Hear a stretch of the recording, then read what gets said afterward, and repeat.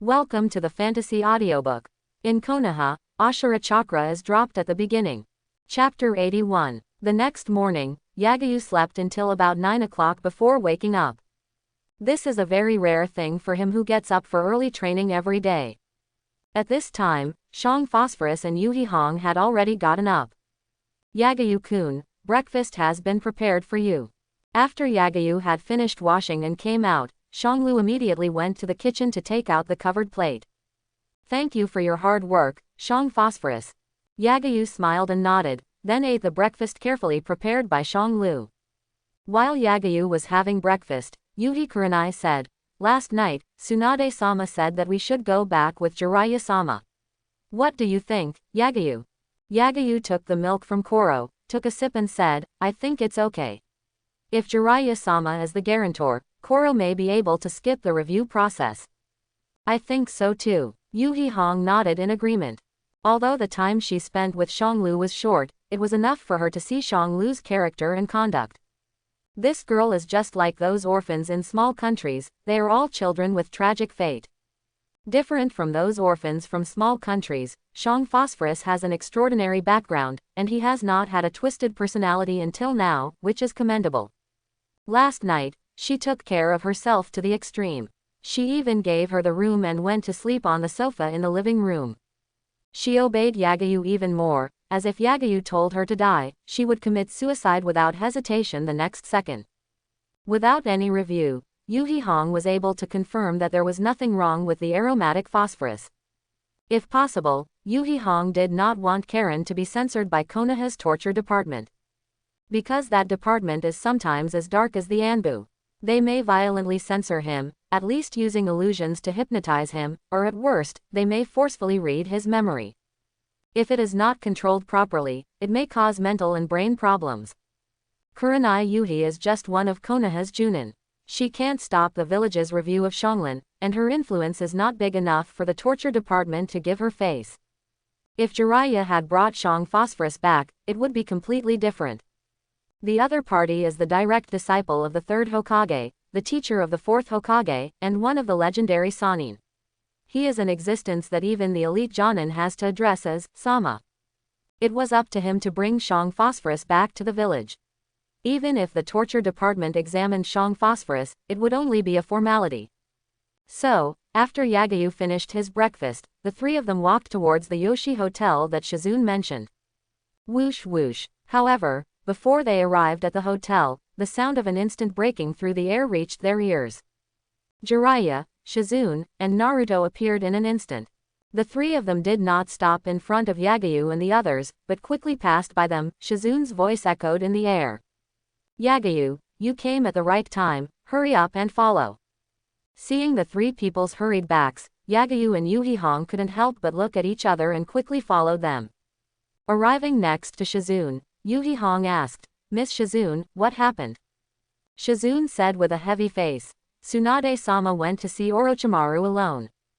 Orochimaru. Kurenai Yuhi's eyes suddenly widened. Obviously she didn't expect that the murderer of the third Hokage would also come to Tanshu Street. "It's all my fault for being too careless. I didn't expect Tsunade to drug me." Jiraiya looked remorseful, and then as if he remembered something, his eyes suddenly lit up, and he said to Kurusa, "Kurana, Yagayu seems to have said last night that you awakened Kagura's inner eye, and your perception can find Tsunade. Current location." Shizune's eyes also lit up, and she quickly said, "Shang Phosphorus, please. I'll give it a try." Shang Ling formed a seal with his hands, closed his eyes, and used Kagura Heart Eye with all his strength. Found it. After a while, Shang Lian opened his eyes, pointed to the 10 o'clock direction and said, "Tsunade-sama's location is very far away in this direction, about 20 kilometers away." Hearing this, Shizune immediately accelerated her speed. The same is true for Yagayu and the others. A distance of more than 20 kilometers was nothing to Yagayu and the others who were moving at full speed. Just when they needed to follow the scent to find Tsunade, Shizune and the other two moved so slowly. Now that they had determined their direction and location, in less than a minute, they left Tanshu Street and entered a forest that could be seen everywhere in the Land of Fire. The scene in front of him flashed backwards rapidly, just like the high-speed train in Yagayu's previous life. In just over 5 minutes, Yagayu and the others passed through the forest, with a vast expanse of grassland in front of them. Tsunade-sama. Soon, the scene that Shizune least wanted to see appeared. On the physically destroyed grassland ahead, there were 3 figures, none other than Tsunade, Orochimaru, and Kabuto Yakushi. At this time, Tsunade was in a very bad situation. Although her body was not injured, she was sitting on her knees with her hands clasped in her arms, and her whole body was shaking violently. There were traces of blood on her body and face, which was why she was trembling. The medical saint has hemophobia, which is a secret that few people know. Orochimaru is one of them. It came so quickly, but it's a pity it's too late. Looking at the figures rushing over, Kabuto Yakushi was not panicked, but covered his hands with blue chakra and attacked Tsunade, who had lost her ability to fight. Not good. Seeing this scene, Jiraiya and others suddenly changed their expressions. Zzz. At this time, the sound of electric currents intersecting sounded. Yagayu, with blue and white arcs lingering around him, rushed out like a flash of lightning, leaving Shizune and others far behind in an instant. This exaggerated speed of instant body made Naruto stunned. Kabuto Yakushi's expression also changed slightly. He recognized Yagayu and remembered the information he had collected during this period. So Kabuto Yakushi, who originally wanted to kill Tsunade in front of Jiraiya and others to make them feel powerless, immediately changed his mind and prepared to kidnap Tsunade. S-level water escape, and phantom instant body technique, these 2 techniques are too tricky. Even if Lord Orochimaru can still hold back Jiraiya in his current state, he alone cannot deal with Yagayu, Shizune, and Yuhi Kurenai's combined forces. Therefore, he cannot kill Tsunade, and must control Tsunade. In this way, he can be invincible. At the moment when Kabuto Yakushi paused his attack and changed his mind, Yagayu had already completed the one-hand seal. Water style. Water break wave. A super high-pressure water line spit out from Yagayu's mouth. The moisture in the air gathered together, turning the water line into a straight water column that cut through the air, shooting out like a blue laser. However, the target of this straight water column was not Kabuto Yakushi, but the ground in front of Tsunade. Before the straight water column arrived, it had already landed on the ground more than 10 meters away from Tsunade, cutting a deep and smooth groove on the ground, spreading along Tsunade. Looking at the rapidly approaching straight water column, Kabuto Yakushi could only reluctantly give up the idea of kidnapping Tsunade. Looking at this powerful straight water column, Orochimaru said hoarsely, "Sway Banbo, this brat is indeed a descendant of the Senju clan." Orochimaru. Jiraiya's angry voice came into his ears. "You killed Sarutobi teacher, and now you dare to attack Tsunade. I will never let you go this time. You won't let me go, just because of you, a fool." Although he lost both hands and could not use any ninjutsu, Orochimaru still sneered and called softly, "Kabuto." "Yes, Lord Orochimaru." Yakushi Kabuto immediately understood, and instantly returned to Orochimaru's side, cut Orochimaru's palm with a kunai, and used his blood to make a seal. Summoning technique. With a bang, the sound of a super large balloon bursting sounded. A cloud of white smoke with an astonishing area spread and spread. "Orochimaru, summon me this time, you have to give me 100 living people as sacrifices." The white smoke has not dissipated yet, and the unruly voice has already sounded. When the gust of wind blew away the smoke, a huge purple snake immediately appeared on the grassland. Looking down at the Yagayu people below with a pair of vertical pupils, Wanshi immediately recognized Tsunade, who was kneeling on the ground, and Jiraiya, who had come to Tsunade's side. He was slightly stunned and teased, "Orochimaru, are you having a class reunion?" Orochimaru instantly came to the top of Wanshi's head and said, "Help me kill them, and I will give you 300 sacrifices afterwards." "No problem, I have long been fed up with that toad." Just then, Jiraiya's voice rang out, "Summoning technique."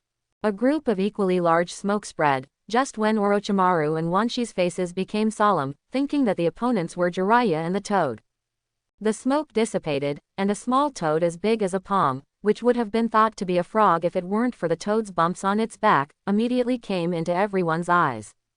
"Orochimaru, man snake." Jiraiya's eyes widened as bells, and he shouted, "Gamaji, why is it you? Where's Bunta? I'm having dinner with my dad, can you check the time before summoning me, you little brat?" Gamaji complained subconsciously, but when he saw that the person who summoned him was Jiraiya with exaggerated movements, he was stunned and said, "Uncle Jiraiya, why is it you?" After saying that, Gamaji instinctively felt the danger, looked up at the man-snake as big as a hill, and the pair of cold-blooded vertical pupils, his body trembled involuntarily, and his voice trembled, "Uncle Jiraiya, you don't want me to fight it, do you?" Looking at the man and the toad, Orochimaru couldn't help shaking his head. "I haven't seen you for so many years, you idiot, haven't changed at all." Summoning technique. Just when Orochimaru breathed a sigh of relief and was ready to take advantage of Jiraiya's physical problems and join forces with Man-Snake to get rid of them, a loud shout made his expression change slightly.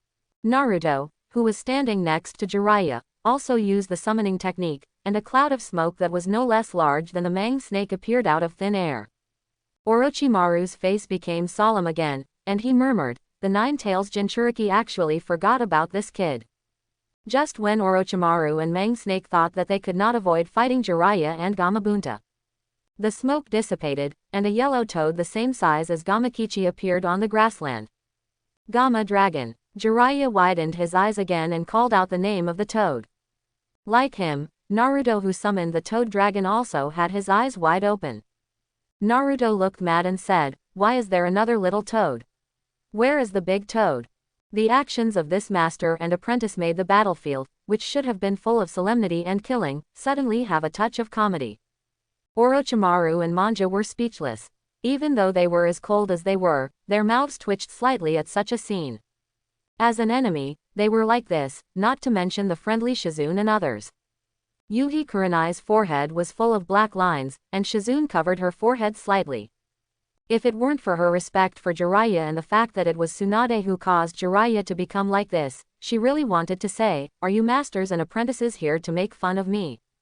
This situation is really not funny at all." Yagayu frowned slightly and said, "Master Jiraiya, how long will it take for your physical condition to recover?" 10 minutes. Jiraiya said seriously, "Just help me hold on for 10 minutes, and I will be able to recover."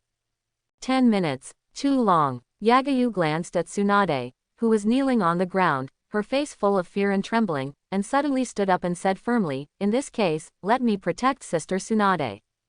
The change in address successfully awakened Tsunade, who was immersed in the memories of fear. Looking at Yagayu standing in front of her, with a tall back, the silver hair and this age made Tsunade's trembling eyes seem to see the reflection of Kato Dan and Nawaki. Snap! Yagayu suddenly clapped his hands, and the whole body burst out with blue chakra flames. Seeing this scene, Orochimaru's face suddenly changed slightly, and urged, "Man-Snake, kill them." Tsunade and Jiraiya have lost their threats. In Orochimaru's eyes, the most dangerous person on the field now is Yagayu. Of course, Orochimaru also knew about this civilian genius who overpowered Uchiha Sasuke. He was almost certainly a descendant of the Senju clan, mastering the hard vortex water blade and water-breaking wave of the second-generation Hokage, and was strong enough in illusion and instant body to use Uchiha Shisui's phantom instant body technique. If Orochimaru had not lost his hands, he would not have taken Yagayu's other abilities seriously except for the phantom instant body technique. But now, he has become the biggest trouble. Look at me eating them in one bite. The snake straightened its upper body and swooped down, opening its bloody mouth, and was about to eat Yagayu and others and the grass under their feet. Would release. However, Yagayu gently spit out the prefix of the ninjutsu, which made Orochimaru and Kabuto Yakushi, as well as Jiraiya and Kurenai Yuhi beside him, as well as Tsunade and Shizune change their expressions. Then, Yagayu shouted, "The tree world is coming." Rumble. The entire grassland suddenly shook violently, like an earthquake. It was as if some giant creature had awakened from the ground, and cracks of varying sizes emerged. Then, branches that were extremely thick, which could be held by several or even more than a dozen people, surged out from the cracks in the earth, like a group of snakes out of a cage. As soon as they broke out of the ground, these green and thick branches immediately grew a large number of branches and leaves, and quickly turned into towering trees. The swooping snakes directly hit the barrier formed by these trees. The next second, Orochimaru, and Kabuto Yakushi under his feet were all submerged. There were more and more cracks in the earth, and countless branches surged out, pushing and shoving the trees that had not yet fully formed, forming a green wave that surged forward. If you look down from a god's perspective, you will see a green wave that spreads out in a fan shape toward the front and to the left and right. The waves are getting bigger and bigger, and wherever they pass, rows of towering trees will be left behind. The number of big trees is increasing, and the area they occupy is getting larger and larger, from a small woods, to a small forest, and finally to a green sea of trees. The surging sea of trees submerged an unknown distance, and the sound of the earth shaking and breaking lasted for an unknown period of time before everything slowly stopped.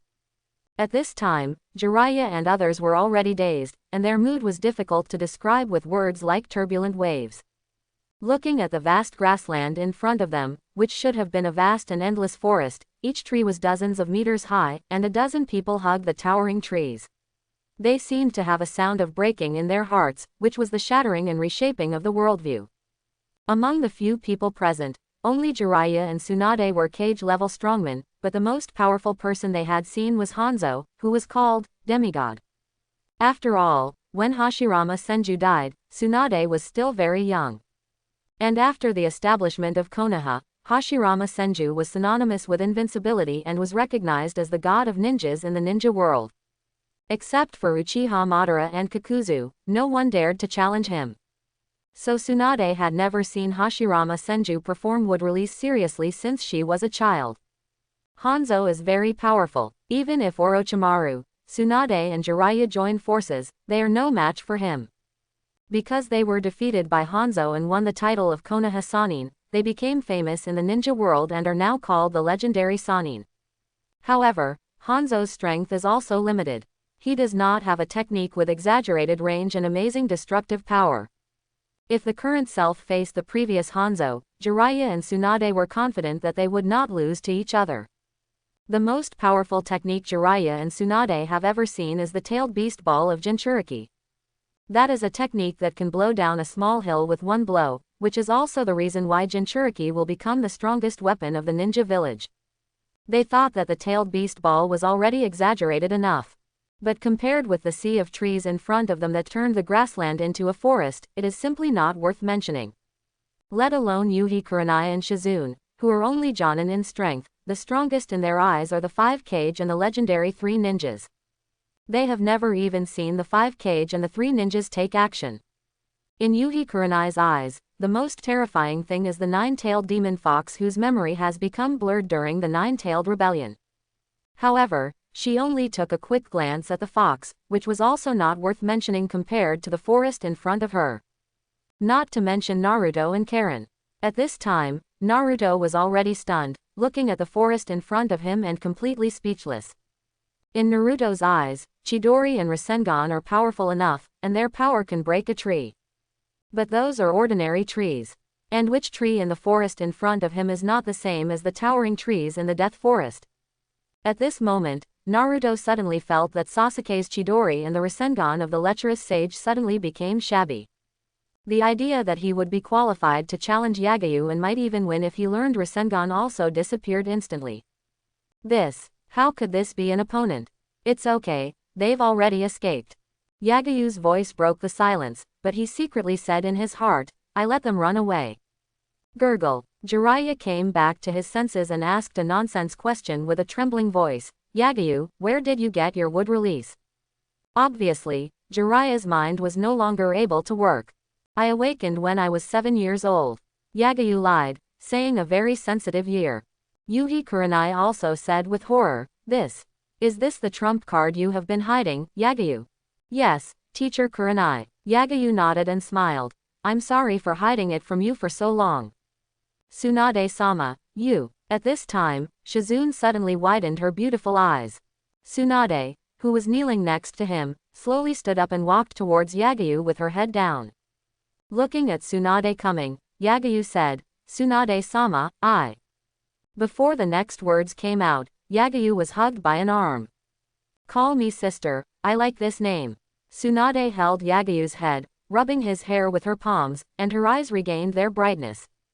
The blood on her face and clothes could no longer affect her.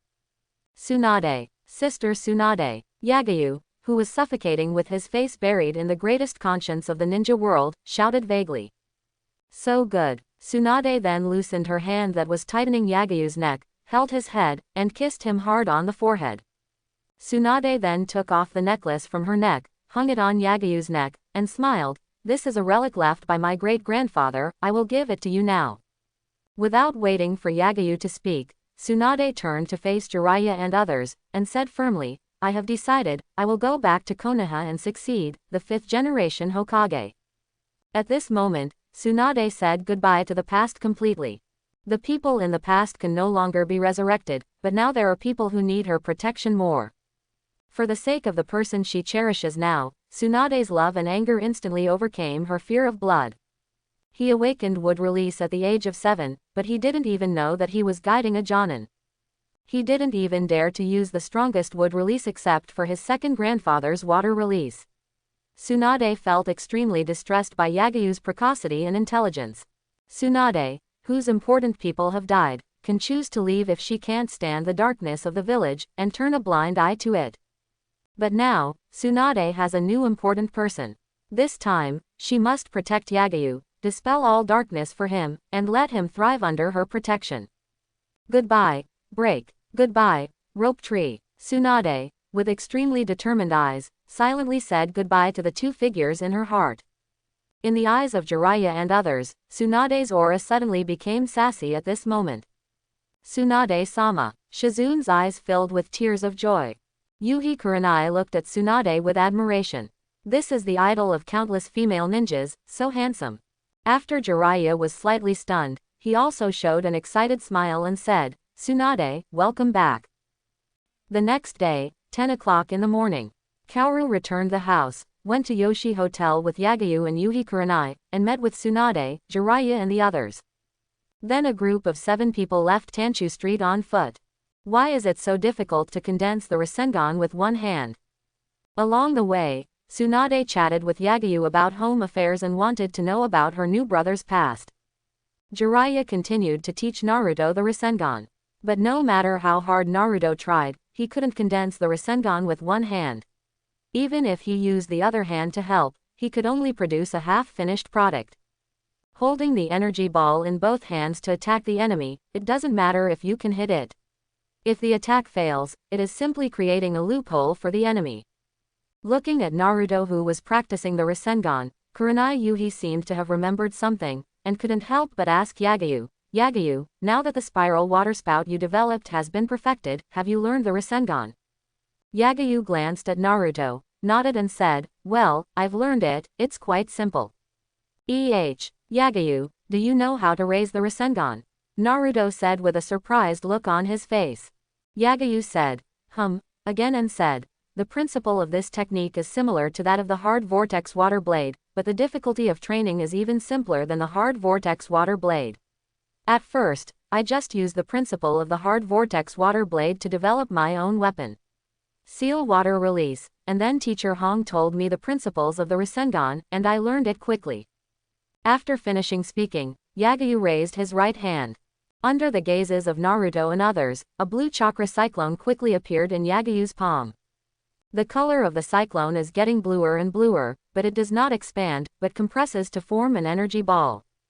The size of the energy ball also grew larger and larger, soon becoming the size of a billiard ball, and the color also changed from pure blue to a blue-white energy ball. So awesome. Naruto stared blankly at the Rasengan in Yagayu's hand, feeling a rare sense of frustration in his heart. Jiraiya couldn't help but sigh. He actually mastered the Rasengan by himself just based on the principles. What an enviable ninjutsu talent. As expected of you, Yagayu. Tsunade also patted Yagayu on the shoulder, and then ruffled Yagayu's hair. Xiangling secretly said slightly, as expected of siblings, Yagayu-kun and Tsunade-sama both seemed to like touching people's heads. Yagayu tidied his hair with gelled hands, looked at the dejected Naruto, and couldn't help but suggest, since you can't rub it out with one hand, why don't you use 2 hands? Don't you have a shadow clone? Swish. Yagayu's words were like a flash of inspiration, making Naruto's eyes suddenly light up. Without enough time to realize it, Naruto grabbed this inspiration and formed a seal with his hands, shadow clone technique.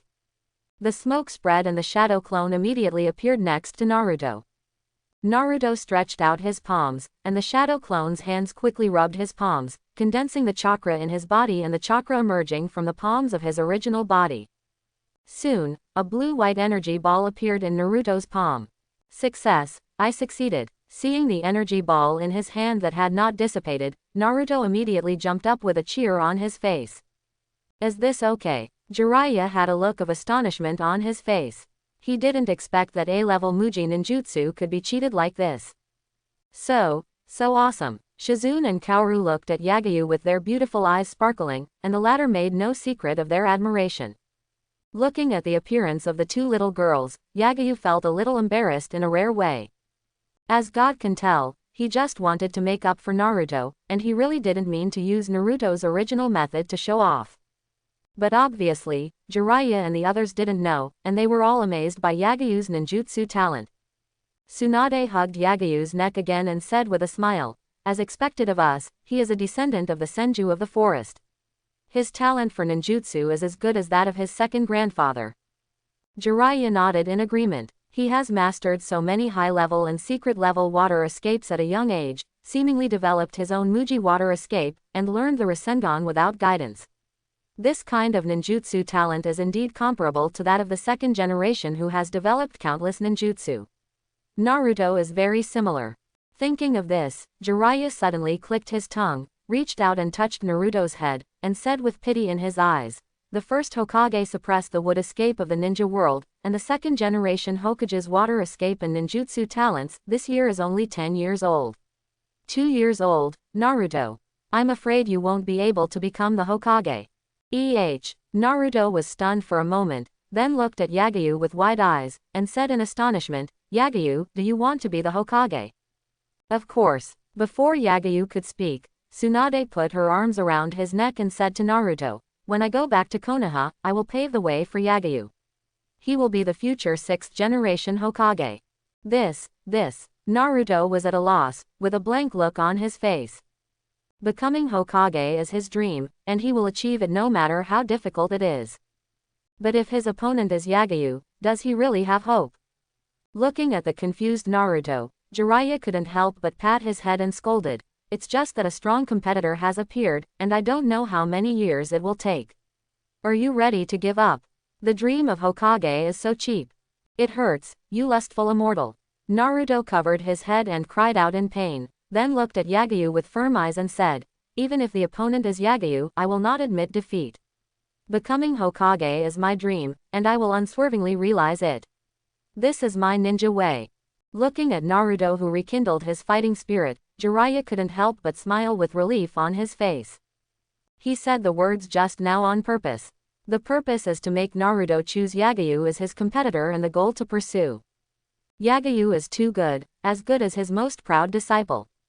With wood release, he will sooner or later stand at the top of the ninja world, and he may even become the new ninja god in the future. With him as his goal, Naruto will be full of motivation to become stronger.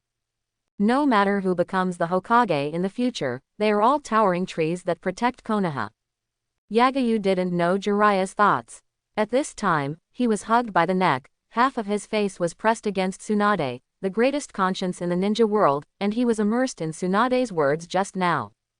Become Hokage. To be honest, Yagyu is not interested in the position of Hokage, after all, it is a job for a busy person. Naruto in Boruto, because of the heavy workload, caused the immortal body to become a kidney-deficient body.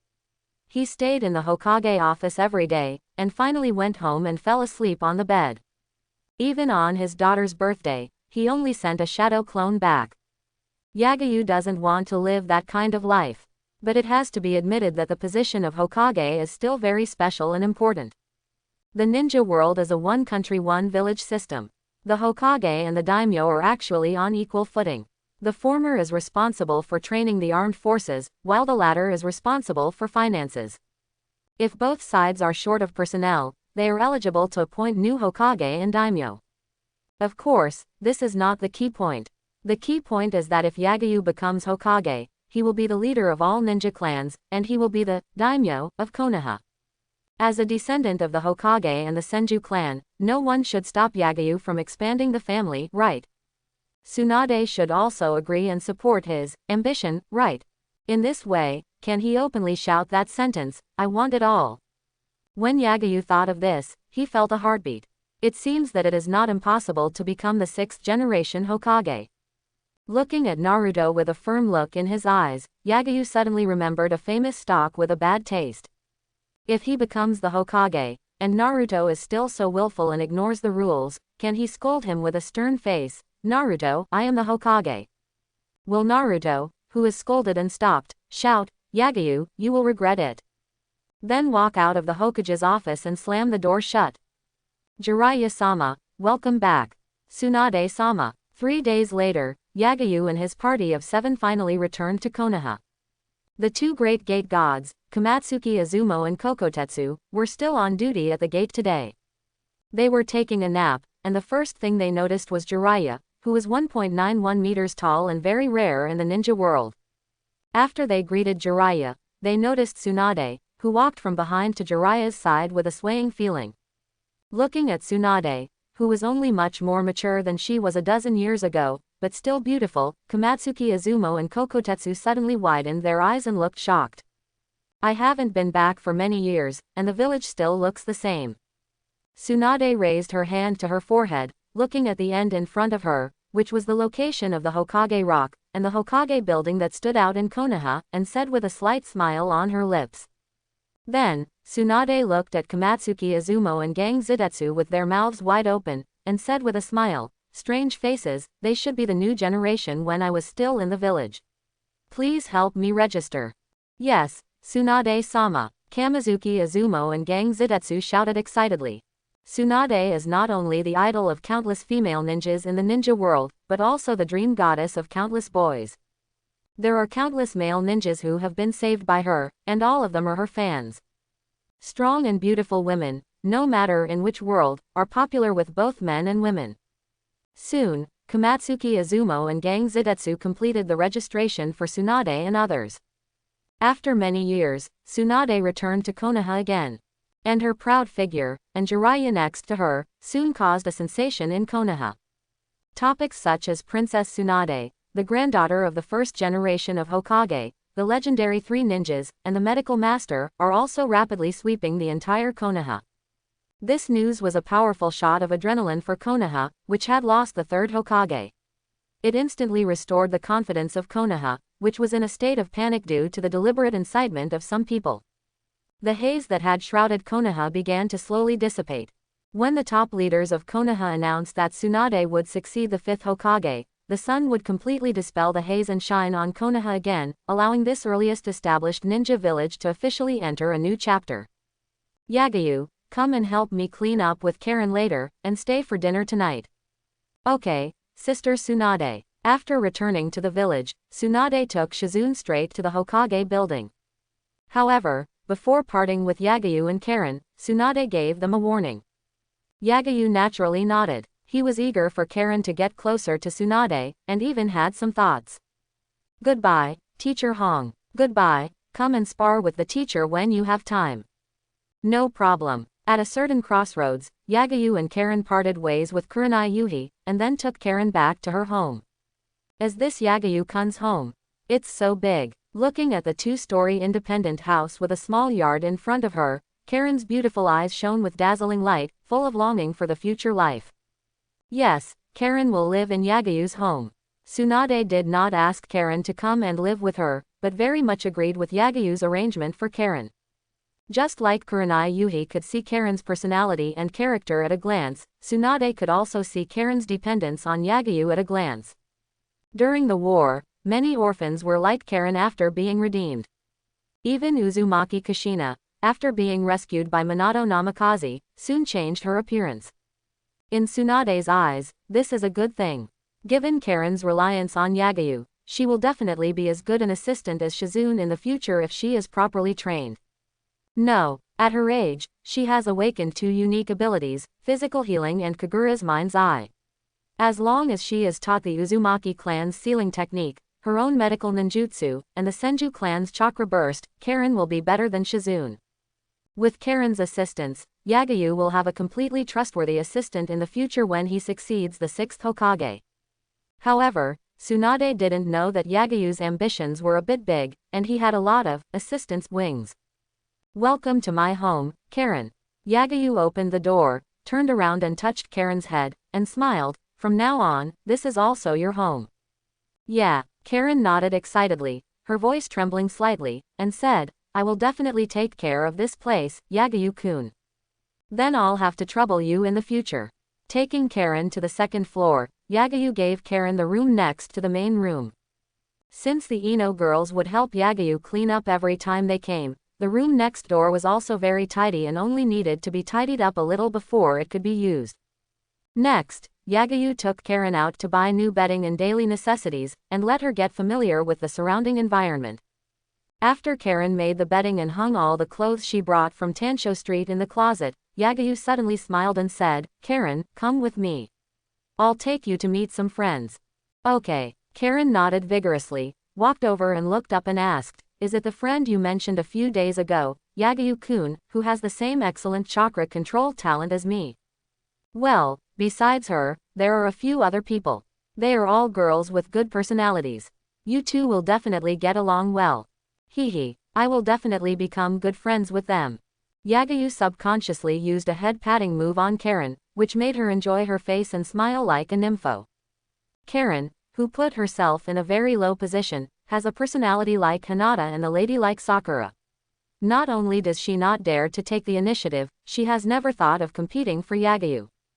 Because she is afraid that Yagayu will get angry, and then stop pampering her, hate her, or even drive her out of the house. If this happens, Karen will feel like falling into an ice cave. In her eyes, being abandoned by Yagayu is more terrible than death. Now this kind of relationship is very good, and Karen is already very satisfied. Yagayu naturally doesn't know Karen's thoughts, otherwise he will definitely like this well-behaved girl even more.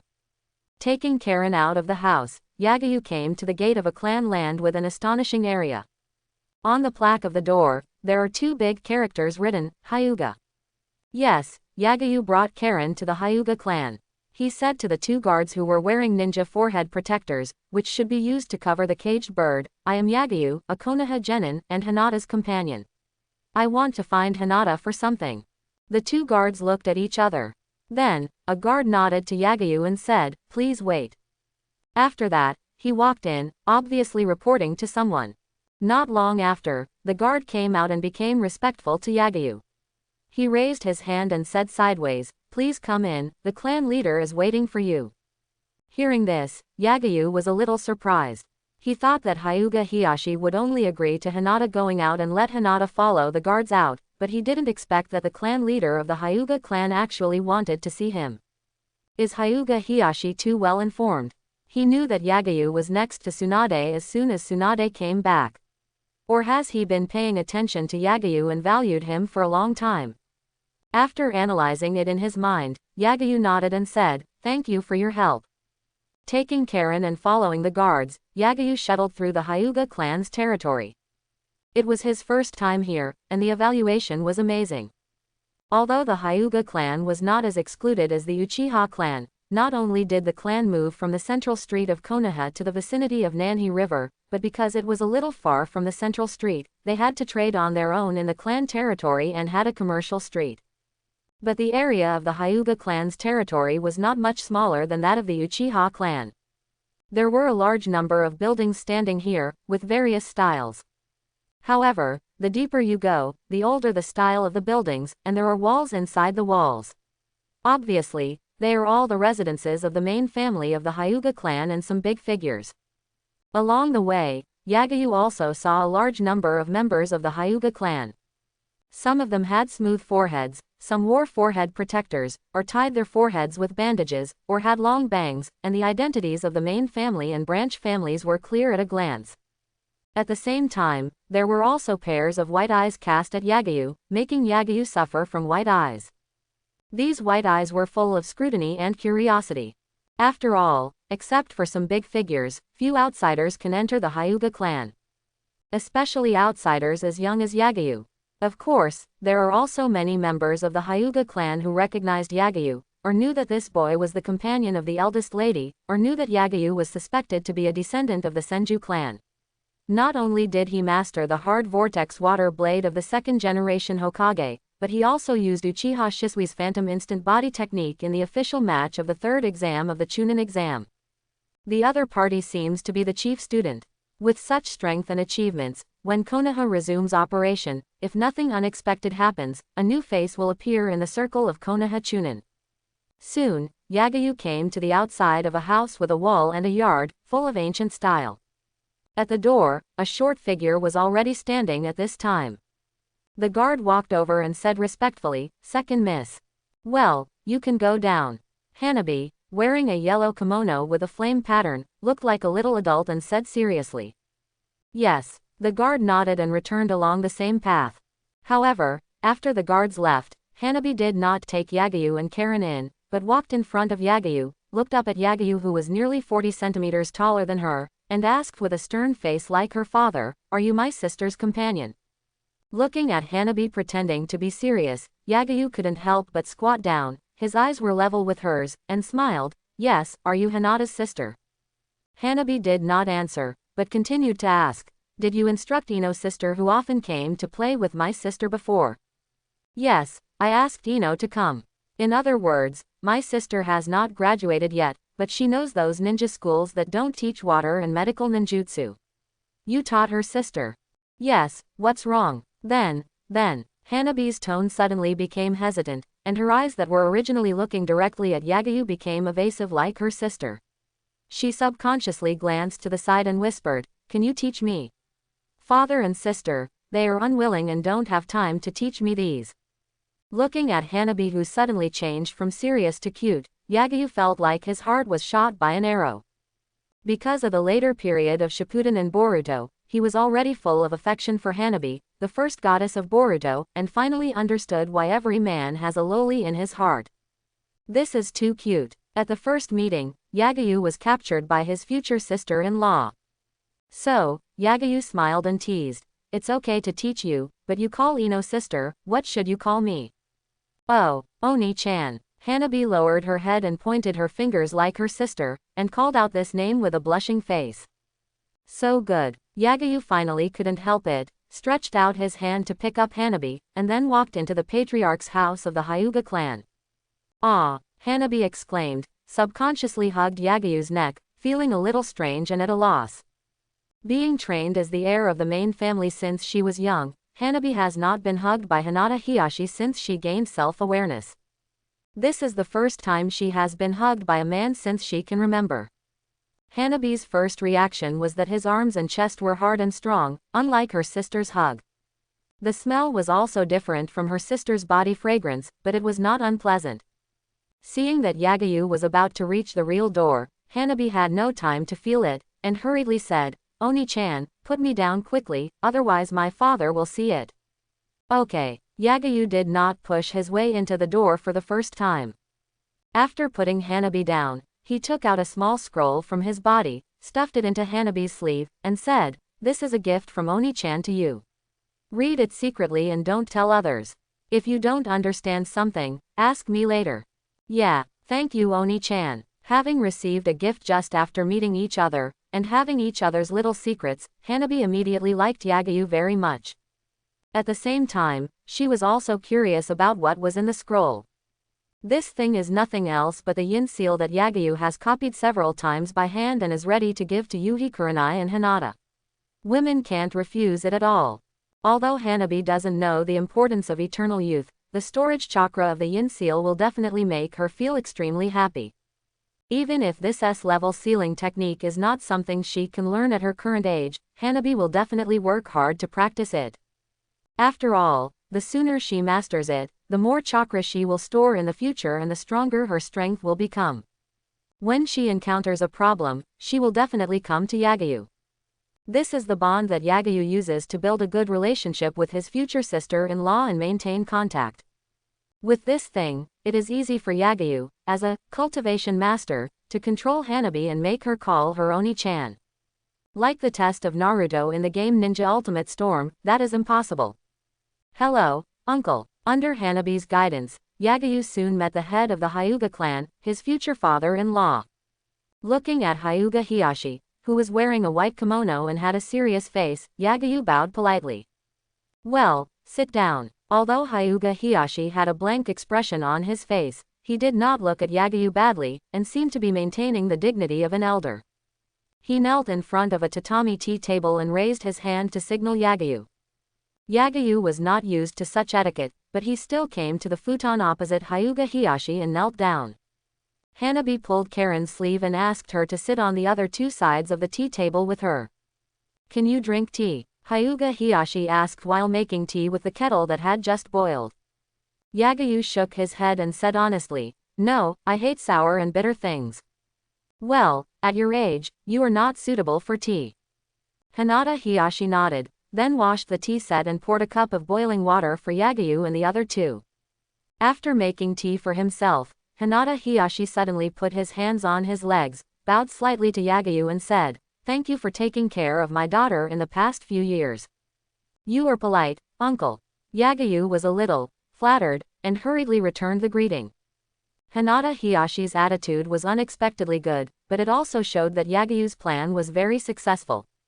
In the eyes of these big figures of the ninja clan leaders, it is 100% certain that Yagayu is a descendant of the Senju clan.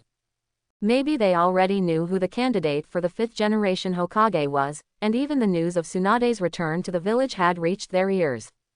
The 5th Hokage is Tsunade, and Yagayu, who is very similar to the 2nd Hokage and also masters the hard vortex water blade of the 2nd Hokage, is the same as Konohamaru during Sarutobi Hiruzen's term, and is the Prince of Konoha. With his talent of awakening the blood of the Senju clan, and among the previous Hokage, the 3rd Hokage of the Senju clan will soon appear.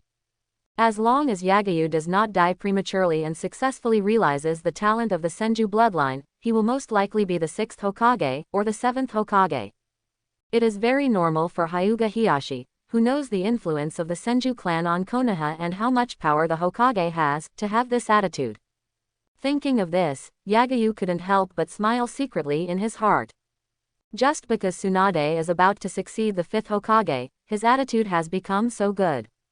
If Hyuga Hiyashi knew that he had would release, I don't know what his reaction would be. At the same time, Yagayu also knew that Hyuga Hiyashi's attitude was to tacitly agree not to interfere with his relationship with Hinata. Yagayu's mood suddenly became extremely happy. Hanabi, go call your sister out. After Hyuga Hiyashi expressed his opinion, he said to Hanabi.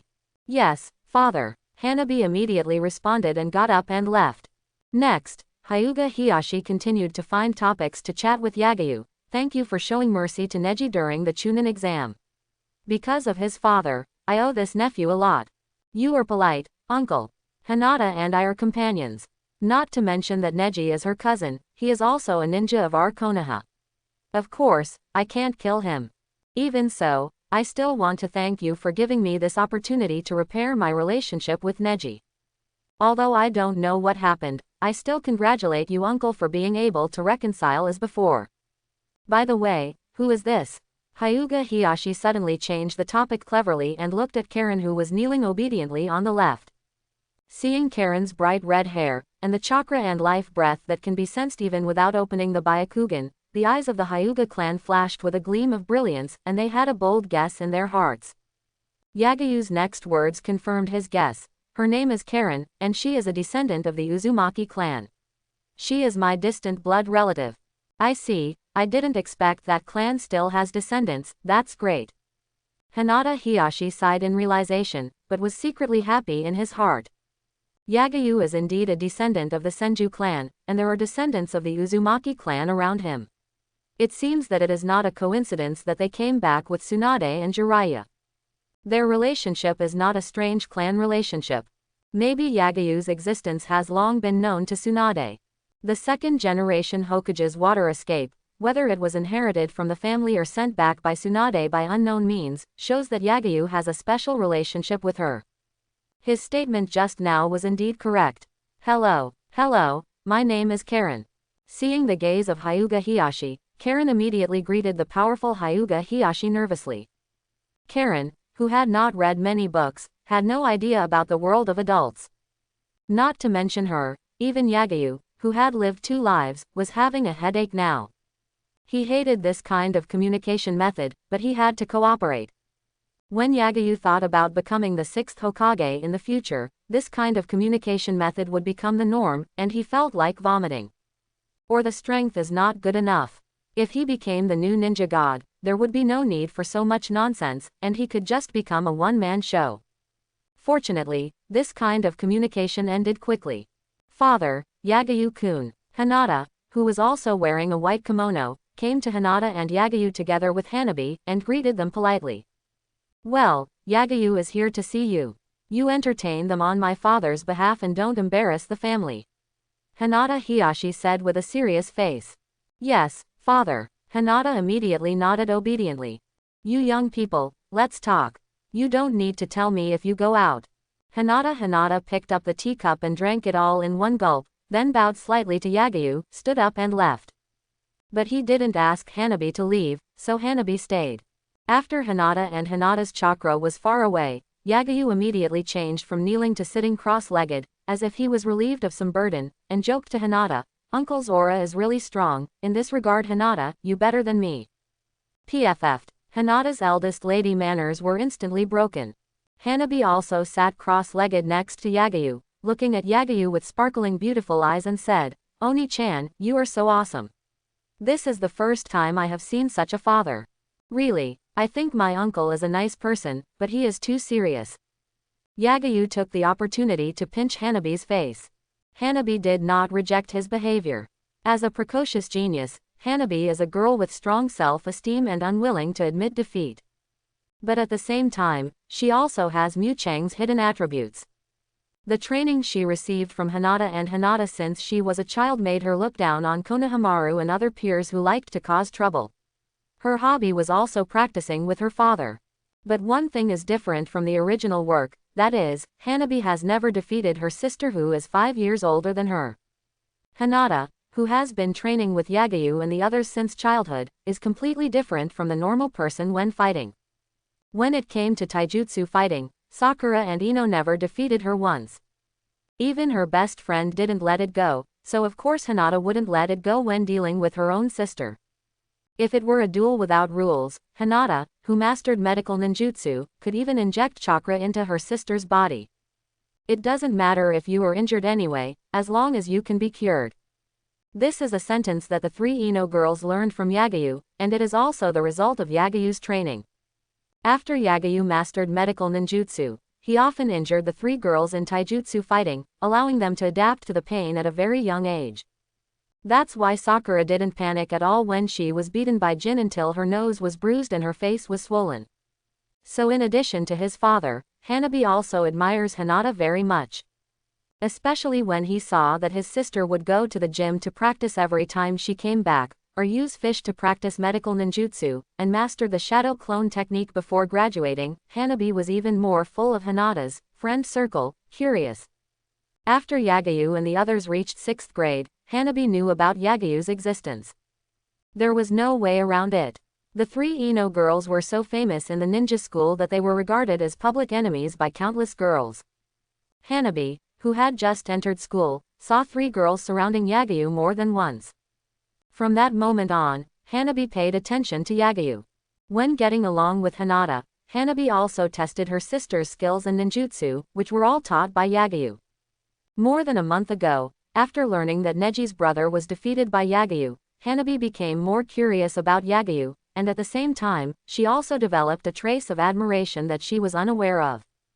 Hanabi's admiration for Yagyu deepened after witnessing him defeat Nara Shikamaru using the phantom teleportation technique, shocking his father and countless ninjas to their feet. She also wants to become as good as her sister, and she also wants to shock her father like Yagyu. Thus, there was the scene where Hanabi hesitated and wanted Yagyu to teach her. Now that she saw her father being so friendly to Yagyu, a gentleness that neither sister had ever seen before, or whose memories had become very vague, Hanabi's admiration could no longer be concealed. Of course, Yagyu didn't know that his sister-in-law's strategy was so difficult, not because of his handsomeness but because of his strength. After seeing that Hanabi did not reject his pinch, Yagyu touched her head again, then smiled at Hinata and said, Hinata, let me introduce you to a friend. Yagayu raised his hand to face Kosu and repeated what he just said to Hinata Hazashi. Her name is Kosu. She is a genin of Kusanagi village that I met during the second exam. She is also an Uzumaki recorded in the history books. As a descendant of the same clan, I am considered a distant blood relative. Distant blood relative. Hinata's beautiful eyes suddenly lit up and she asked, Yagayu-kun, are you really a descendant of the Senju clan? Lu Sheng nodded and lied without blinking. Actually, I already knew my life experience when I was 7 years old, but for some reasons, I never admitted it. Now, I don't have to hide anymore. Quote, very good. Hinata gave a rare cheer, unable to conceal the joy in her heart.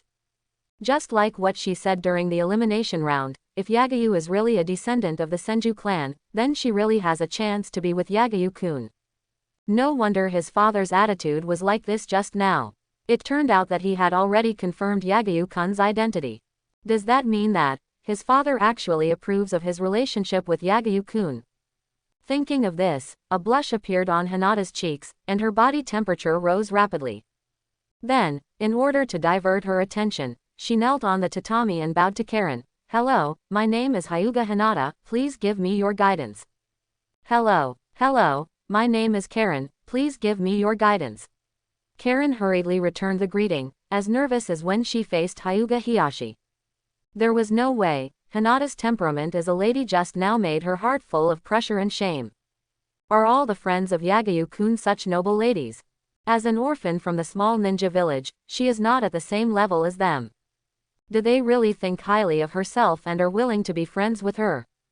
As if seeing Karen's nervousness and worry, Yagayu couldn't help but smile at Hinata and said, Karen is the same as you when you were a child, so Hinata, you have to take good care of Karen like Ino and Sakura. Hearing this, Hinata looked at Karen in surprise, and then nodded vigorously, well, I know. Just as Yagayu said to Sakura that year, Hinata also immediately developed a first impression of Karen as a fellow because of Yagayu's words. Only those who have been bullied and experienced the loneliness of having no friends can understand how uncomfortable this feeling is. Yagayu and the other two helped Hinata back then, and this time, it was Hinata's turn to help Karen as a junior. After letting the two girls get to know each other, Yagayu smiled at Hinata and said, do you have any homework today? If not, come with me to find Ino and Sakura, and I'll take you to a place. Okay, I'll go change my clothes first. Hinata was about to get up and go back to her room, but Yagayu stopped her and said, no, Hinata, you look pretty in your kimono, just go out like this. Yeah, Hinata nodded shyly. Just when Yagayu and the other two got up and were about to leave, Hanabi suddenly grabbed Yagayu's sleeves, looked up with a hint of desire in her eyes and said, Oni-chan, can I go with you? Of course. Yagayu squatted down and picked up Hanabi again, smiling, if you want in the future, you can always come with your sister, or come to play with me alone.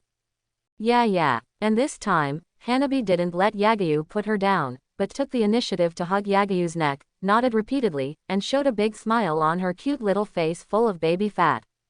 Seeing that her sister had such a good relationship with the person she loved, Hinata also smiled happily. With her father's tacit approval and her sister's closeness, if she could really be with Yagayu, it would be like a dream becoming reality. Just thinking about that scene made her smile happily. Because Hyuga Hiyashi said that she didn't need to tell him when she went out. Yagayu directly held Hanabi and took Hinata and Karen out of the Hyuga clan's territory. Along the way, many members of the Hyuga clan were shocked by this scene. Whether they knew Yagayu or not, they were all deeply impressed. Holding the second lady in his arms and the eldest lady beside him, this person would not be the future son-in-law, right? Yagayu, who are these two? This little girl is Hanabi, she is Hinata's sister. This is Karen, she is a descendant of the Uzumaki clan, and she is my distant blood relative. Hanabi, Karen, hello. As expected of Hinata's sister, she is as cute as Hinata when she was little, and she will be very beautiful when she grows up. Wait, Karen is your distant blood relative. Yagayu, are you really a descendant of the Senju clan? Well, I actually knew my life experience a long time ago. I'm really sorry for hiding it from you for so long. No wonder your chakra is so strong, your hair and eye color are the same as the second generation Hokage in the book, so that's it. Yagayu took Hinata and the other two girls to Ino's flower shop and Konoha hospital, and picked up Ino and Sakura, who were helping to look after the shop and working as interns, and introduced Karen and Hanabi to the two girls. Just like when they treated Hinata when they were young, Ino and Sakura were very enthusiastic about Karen and Hanabi. After learning that Yagayu was really a descendant of the Senju clan, the two girls reacted almost identically, with faces full of surprise. However, after Yagayu apologized, they quickly forgot about it. Unlike the wealthy families of the Hyuga clan, Ino's family is no different from an ordinary family. Both parents are not serious people and do not value so-called status. Not to mention Sakura, her family is an ordinary ninja family. As long as they like it, their parents will agree. After learning from Hinata that Karen was the same as her when she was a child, and secretly learning from Yagayu that Karen had been used as a medical tool, Ino and Sakura, who had already developed a good impression of her at first sight because she was a distant relative of Yagayu, became even more enthusiastic about Karen. Facing the good feelings released by the Ino girls, Karen was a little overwhelmed at first, and then a warm current surged in her heart. Although Karen's Kagura heart eye does not have the good and evil perception that Uzumaki Mito upgraded from the Nine Tails. But the sincerity of the three Ino girls without impurities can be seen by anyone who is not blind. Seeing that they didn't look down on her, Karen breathed a sigh of relief and was moved. As expected, just as Yagayu-kun said, they are all very good people. So, when Karen communicated with the three Ino girls, her tone gradually became less nervous, and a smile from the heart appeared on her face, finally having a hint of the original. Seeing Karen's changes, Yagayu couldn't help but slightly raise the corners of his mouth. Sure enough, only by letting Ino and the others take action can Karen's character be truly corrected. There is no way. Karen's dependence on Yagayu is too strong, just like Haku to Momochi Zabuza and Kimimaro to Orochimaru. No matter how Yagayu corrects, Karen will put herself in a very low position, extremely humble. Only by getting along with the three Ino girls can Karen slowly liberate her nature and become confident. Although it is good to have an ultimate licker with a nymphomaniac attribute, Yagayu wants a perfect deputy more than a humble ultimate licker. Karen has such potential. Hinata was originally the most gifted among the three girls, because she was the only one who had a relationship with the Otsutsuki clan, and the purity of her Byakugan was the highest among the Hyuga clan in the past 1,000 years. If her bloodline was upgraded, it might be possible to mutate or evolve her Byakugan. But now, Hinata is no longer the most gifted. After all, it is not easy to upgrade her bloodline, unless a 6 paths level expert helps her change her fate, or eats the chakra fruit and the pills made from the chakra fruit. Otherwise, Hinata's upper limit is just like that of Hyuga Hiyashi, an elite Jonin. Even if Yagayu brings a lot of techniques to teach her, her upper limit is at most the level of Kage. On the other hand, Karen is different. In the environment and conditions of the original work, she can awaken the 3 unique abilities of the Uzumaki clan by herself. The chakra attributes are the same as before Yagayu graduated, which are yin, yang, water, and earth. The Uzumaki bloodline also has a huge amount of chakra, as well as the talent of chakra control. This means that Karen can not only learn Yagayu's illusion and water escape, but also learn the Uzumaki clan's sealing technique, the Senju clan's chakra burst, Tsunade's medical ninjutsu and the future 100 healings technique, and even Sage mode. As long as Karen masters these abilities, plus the 3 unique abilities of the Uzumaki clan, she will be Uzumaki Mito without the 9 tails, and a true new generation of Sannin who can fight side by side with Naruto, who can completely transform into a tailed beast in the 4th Ninja World War, and Uchiha Sasuke, who has just obtained the eternal Mangekyo Sharingan. This is the if version of Karen. More importantly, the difficulty of Karen turning the if version into the real version is much easier than the difficulty of upgrading Hinata's bloodline. So now Karen is the one with the highest talent and potential among the 4 girls. Both Tsunade and Yagayu have high hopes for Karen. Of course, Karen doesn't know this. Otherwise, she will be like Kimimaro, full of motivation to practice, and make it the goal of her life. After successfully introducing Karen to the 3 Ino girls and meeting his future sister-in-law in advance, Yagayu opened Kagura's mind eye to find the chakra location of Tsunade and Shizune. At this time, they had already left the Hokage building and were somewhere in the center of Konoha. There was no chakra at a long distance around them. If nothing unexpected happened, Tsunade should have taken Shizune back to the Senju clan's land. It can't be said to be the clan land, but the house left for her by Hashirama Senju and Tobarama Senju. Because with the integration of the Senju clan into Konoha, the so-called clan land has long ceased to exist. Or, Konoha is the clan land of the Senju clan. Following the perception of Kagura's mind, Yagayu and his companions soon came to the outside of a large house. This house is just like Hinata's home, with walls and courtyards, full of ancient-style buildings. Yagayu, you are here. Yagayu walked in with Hinata and the other girls, and at first glance saw a lot of Shizune. It turned out that Shizune was using the shadow clone technique to clean the house. Seeing Yagayu's arrival, Shizune, who didn't know whether it was the real body or the shadow clone, raised her hand and greeted him. After seeing the Ino girls next to Yagayu, Shizune was slightly stunned. Who are these people? They are all my classmates and good friends who grew up with me. Well, they are still my wings. The last sentence rang in Yagayu's heart. Then, Yagayu suddenly formed seals with both hands and recited the name of a technique that made the Ino girls freeze in place.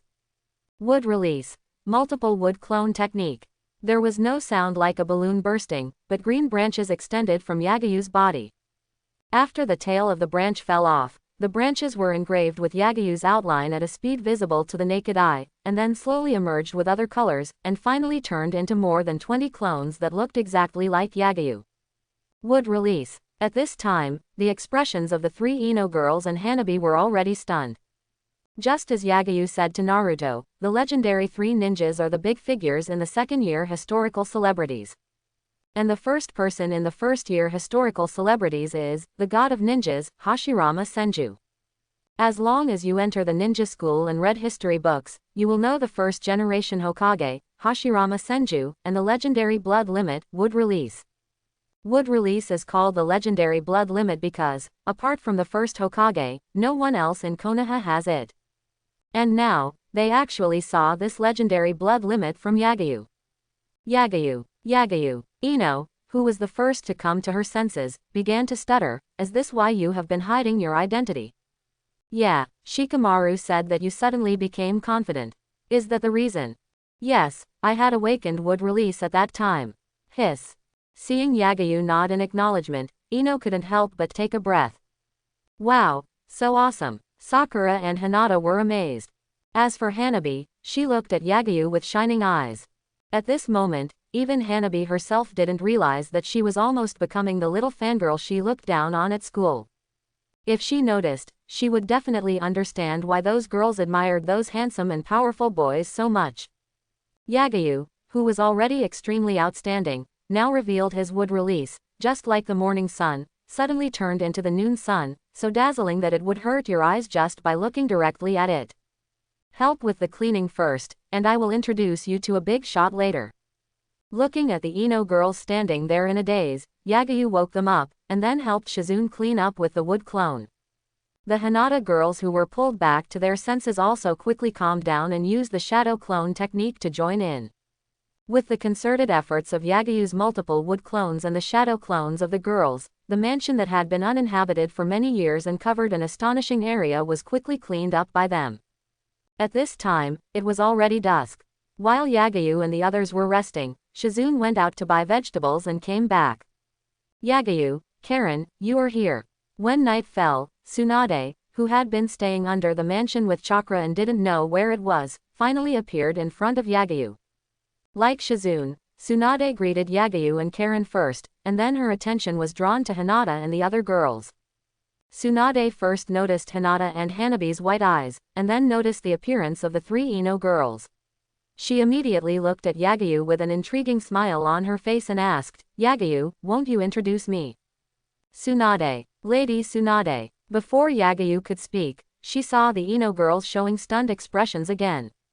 Ino was still the first to come to her senses. She quickly stood up and came to Tsunade, looking up at her with fanatic eyes. Are you the legendary Sanin, Tsunade-sama? Of course, little girl, you have good knowledge. Tsunade patted Ino's shoulders with appreciation, silently input chakra into her body, and after checking her body, she couldn't help asking, looking at your hair color and Yinten chakra, are you a member of the Yamanaka clan? Ino nodded vigorously, looking like a little fangirl and said, "My father is Yamanaka Inoichi, Tsunade-sama, you are my idol." "So you are Inoichi's daughter?" Tsunade was slightly surprised, and then teased, "I didn't expect that Inoichi had such a cute daughter." Hee. Ino scratched her head because of the praise.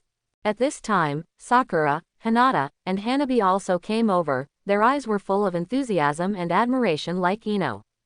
Especially Sakura and Hinata. They had learned medical ninjutsu from Yagyu when they were very young. Only those who have learned medical ninjutsu know how great Tsunade is. They are all fans of Tsunade. Tsunade knows their names and their father's names without Yagyu's introduction. Seeing this scene, Yagyu couldn't help but smack his lips slightly. It seems that he still underestimated Tsunade's charm. Seeing Tsunade holding a fan meeting, Yagyu did not participate in it, but came to the kitchen to help Shizune. Karen followed in. Not long after, Karen brought out a plate of dishes and placed them on a modern high-legged long dining table, which was different from the ancient style of the building. Soon, a sumptuous dinner was completed. "Sister Tsunade, it's time to eat." After the last soup was served, Yagyu shouted towards the living room. After a while, Tsunade came in with 4 fans. "Sure, Yagyu, I didn't expect you to be a chef." Tsunade looked at the food on the table. She was used to eating the food cooked by Shizune, so she recognized which dishes were cooked by Yagyu at a glance. There was no way, the style was different. Anyone who could cook in his own style was definitely a chef. Yeah, Yagyu's food was delicious. The 3 Ino girls nodded in agreement, which was why they never stopped Yagyu from cooking. As for Karen and Hanabi, they secretly drooled, and the former was even more regretful. Karen didn't expect that Yagyu was so good at cooking. If she hadn't stopped Yagyu from entering the kitchen, would she have been able to taste Yagyu's cooking skills a long time ago? "Eat it quickly, it won't taste good if it gets cold," Yagyu said with a smile, not taking it seriously. He thought it was delicious just for the sake of novelty. He had visited countless restaurants in his previous life, and he didn't think his cooking skills were that good, but rather very average. However, compared with the previous life, Konoha has very few edible and delicious things, which is why Yagyu cooks by himself. "Eat, eat." Tsunade asked the Ino girls to sit down, and she sat in the main seat, and then asked Shizune, who was sitting on her right, "Shizune, did you buy me some wine?" "Yes, Tsunade-sama." Shizune immediately went to the kitchen to take out a pot of sake and a bag of drinks. "Come on, to celebrate my finding my brother and meeting you, cheers." Tsunade poured herself a glass of wine, and then raised the glass with a heroic gesture. "Cheers." Yagyu raised their glasses of juice, clinked them in the air, and smiled on their faces. With Tsunade, the head of the family, actively livening up the atmosphere, the 3 Ino girls quickly found the feeling of being in Yagyu's house, and began to eat and chat, making the atmosphere at the table lively. The quiet Shizune and Karen were also quickly moved in, and participated in the topics of the girls from time to time. However, the biggest change was still Hanabi. Just like Hinata's first dinner with Yagyu, Hanabi, who was used to the serious atmosphere at home and had to kneel on the tatami to eat and couldn't talk, found for the first time that eating could be so lively and happy. If she wasn't still young and couldn't join her sister's circle, Hanabi would probably have liberated her nature like Shippuden. As if she noticed her mood changes, Yagyu picked up the cup of orange juice from time to time and clinked it with Hanabi, making the sister-in-law's cute little face full of baby fat constantly show a bright smile. The future sister-in-law's favorability towards the future brother-in-law is also constantly increasing. The meal lasted a long time, so long that even Yagyu forgot the time. Because the girls were chatting happily. At first, the girls were very restrained and just curiously asked about some interesting things in Tsunade's era, but as Tsunade started to drink too much and turned into a microphone master to brag about her legendary deeds, the atmosphere became completely hot. At the end, Ino looked at Tsunade, who stood up from time to time, with one foot on the chair, and her conscience shook violently every time. She was extremely jealous of Hinata's figure, and finally couldn't help asking in front of Yagyu, "Tsunade-sama, how did you become so big? Is there any trick?" "Oh, you mean this." Tsunade also supported the greatest conscience in the ninja world in front of Yagyu, and said proudly with a flushed face, "This is a gift from God." Hey, Ino and Sakura, who thought they could get some tricks, turned into petrified colors in an instant. Shizune and Karen subconsciously lowered their heads, looked at the flat figure, and then looked at the 12-year-old Hinata, and their bodies also turned into petrified colors. Looking at the girls who were having fun, Yagayu, who had been holding his face to watch the show, couldn't help but raise the corners of his mouth slightly. These are his wings. It was also because of them that Yagayu had established a bond with this world without knowing when, and gradually integrated into this world, no longer seeing himself as an outsider, and completely bid farewell to his previous life. It was also because of them that Yagayu could always control himself, and did not choose extreme and dark methods in pursuit of ultimate power, and still yearned for light. In the eyes of Sakura and Hinata, it was Yagayu who saved them. But in Yagayu's eyes, they also redeemed themselves. Chapter 91. After a meal, Yagayu finally paved the way for Hinata and the girls as planned. As long as they hold on to Tsunade's thigh and with Yagayu's help, Ino and Hinata only need to practice hard, then when they are 16 years old, their strength can break the limit of the original work 100%. So in the next few days, Yagayu often took Hinata and the girls to Tsunade's house to show their presence, help her clean the yard, and redecorate the house. When Hanabi didn't have homework, she would follow from time to time. Tsunade was also full of good feelings for the well-behaved and capable Hinata and the girls, and was much more enthusiastic than Yagayu imagined. Of course, Yagayu didn't know that Tsunade was so enthusiastic about Hinata and the girls because of him. If Yagayu was not still young and it was not convenient to be in front of the girls, Tsunade really wanted to give a thumbs up and praise him for being so good at choosing childhood sweethearts. The eldest lady of the Hyuga clan, the eldest lady of the Yamanaka clan. As long as Yagayu had a good relationship with these two people, he would have the support of 4 ninja clans. The Hyuga clan is the only remaining wealthy family in Konoha, and Ino Shikacho almost monopolizes the important positions of the interrogation department, logistics department and think tank.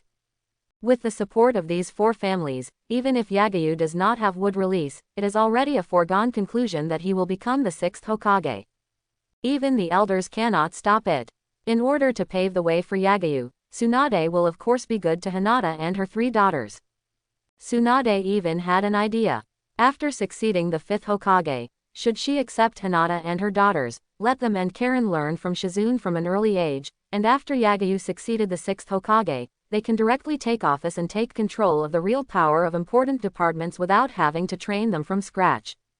In this way, the time soon came for Tsunade to succeed the 5th Hokage. During this period, Konoha not only announced the news, but also posted notices all over the prosperous cities of Konoha and the Land of Fire. The entire Land of Fire, and even the ninja world, knew that Tsunade, the granddaughter of the 1st Hokage and one of the legendary 3 ninjas, would succeed the 5th Hokage. After many years, the ruling power of Konoha returned to the hands of the Senju clan again. August 23rd, the 60th year of Konoha. Yagayu. Yagayu-kun, these are your clothes. Excuse me, Karen, and, wipe your nosebleed. Hehe, Yagayu-kun has a great figure. The 2nd floor of the Yagayu family. At this time, Karen, with a tissue stuffed in her nose, was looking at Yagayu with a nympho look, which was completely different from the shyness some time ago. Yagayu, who had just finished morning training not long ago, came out of the bathroom wearing only a pair of boxer shorts. With a height of nearly 1.7 meters, he not only stood out among his peers. For many years, he insisted on morning training, no matter it was hot summer or cold winter, windy or rainy, which made his body full of traces of years and hard work. His muscles were firm and his curves were beautiful. He was a perfect clothes hanger who looked thin when dressed and had meat when undressed. In addition, because he had just taken a shower and his silver hair was wet and messy, he exuded a perfect masculine aura, as if he had added a golden special effect. Not to mention Karen, I'm afraid Ino and Sakura would have nosebleeds when they saw it. As for Hinata, who had the weakest immunity, she would definitely faint instantly. Taking the clothes from Karen, Yagayu put them on. The lower body was still black pants, and the top was a white short shirt. On the back of the clothes, there was a big fire word embroidered with red thread. This was the clothes for visiting the succession ceremony. Yagayu just mentioned it casually a few days ago, and then it was adopted by Tsunade, which made the business of Konoha's clothing store suddenly explode these days. Not only Yagyu wore such a short shirt, but Karen also wore it. When the two walked out of the house, pedestrians on the street were also wearing such clothes. When they arrived at the agreed meeting place, Hinata and the other girls were already waiting for Yagyu and the others. Next to Hinata, there was a short figure standing. It was Hanabi. They were all wearing white short shirts at this time. Oni-chan, this way, this way. Hanabi, who rarely wore a kimono, kept waving her little hands at Yagyu. Yagyu also smiled and raised his hand in response. When he came closer, Hanabi took the initiative to throw herself into Yagyu's arms, hugged his neck, and then whispered a few words to Yagyu's ear. Soon, Hanabi came from Yagyu's arms to his back, with a smile on her face. These days, the one who has improved the most with Yagyu is undoubtedly the sister-in-law who was a stranger a few days ago. It only took Yagyu a few days to capture Hanabi, who was precocious but still couldn't get rid of just a 7-year-old child. There was no way. Yagyu gave too much.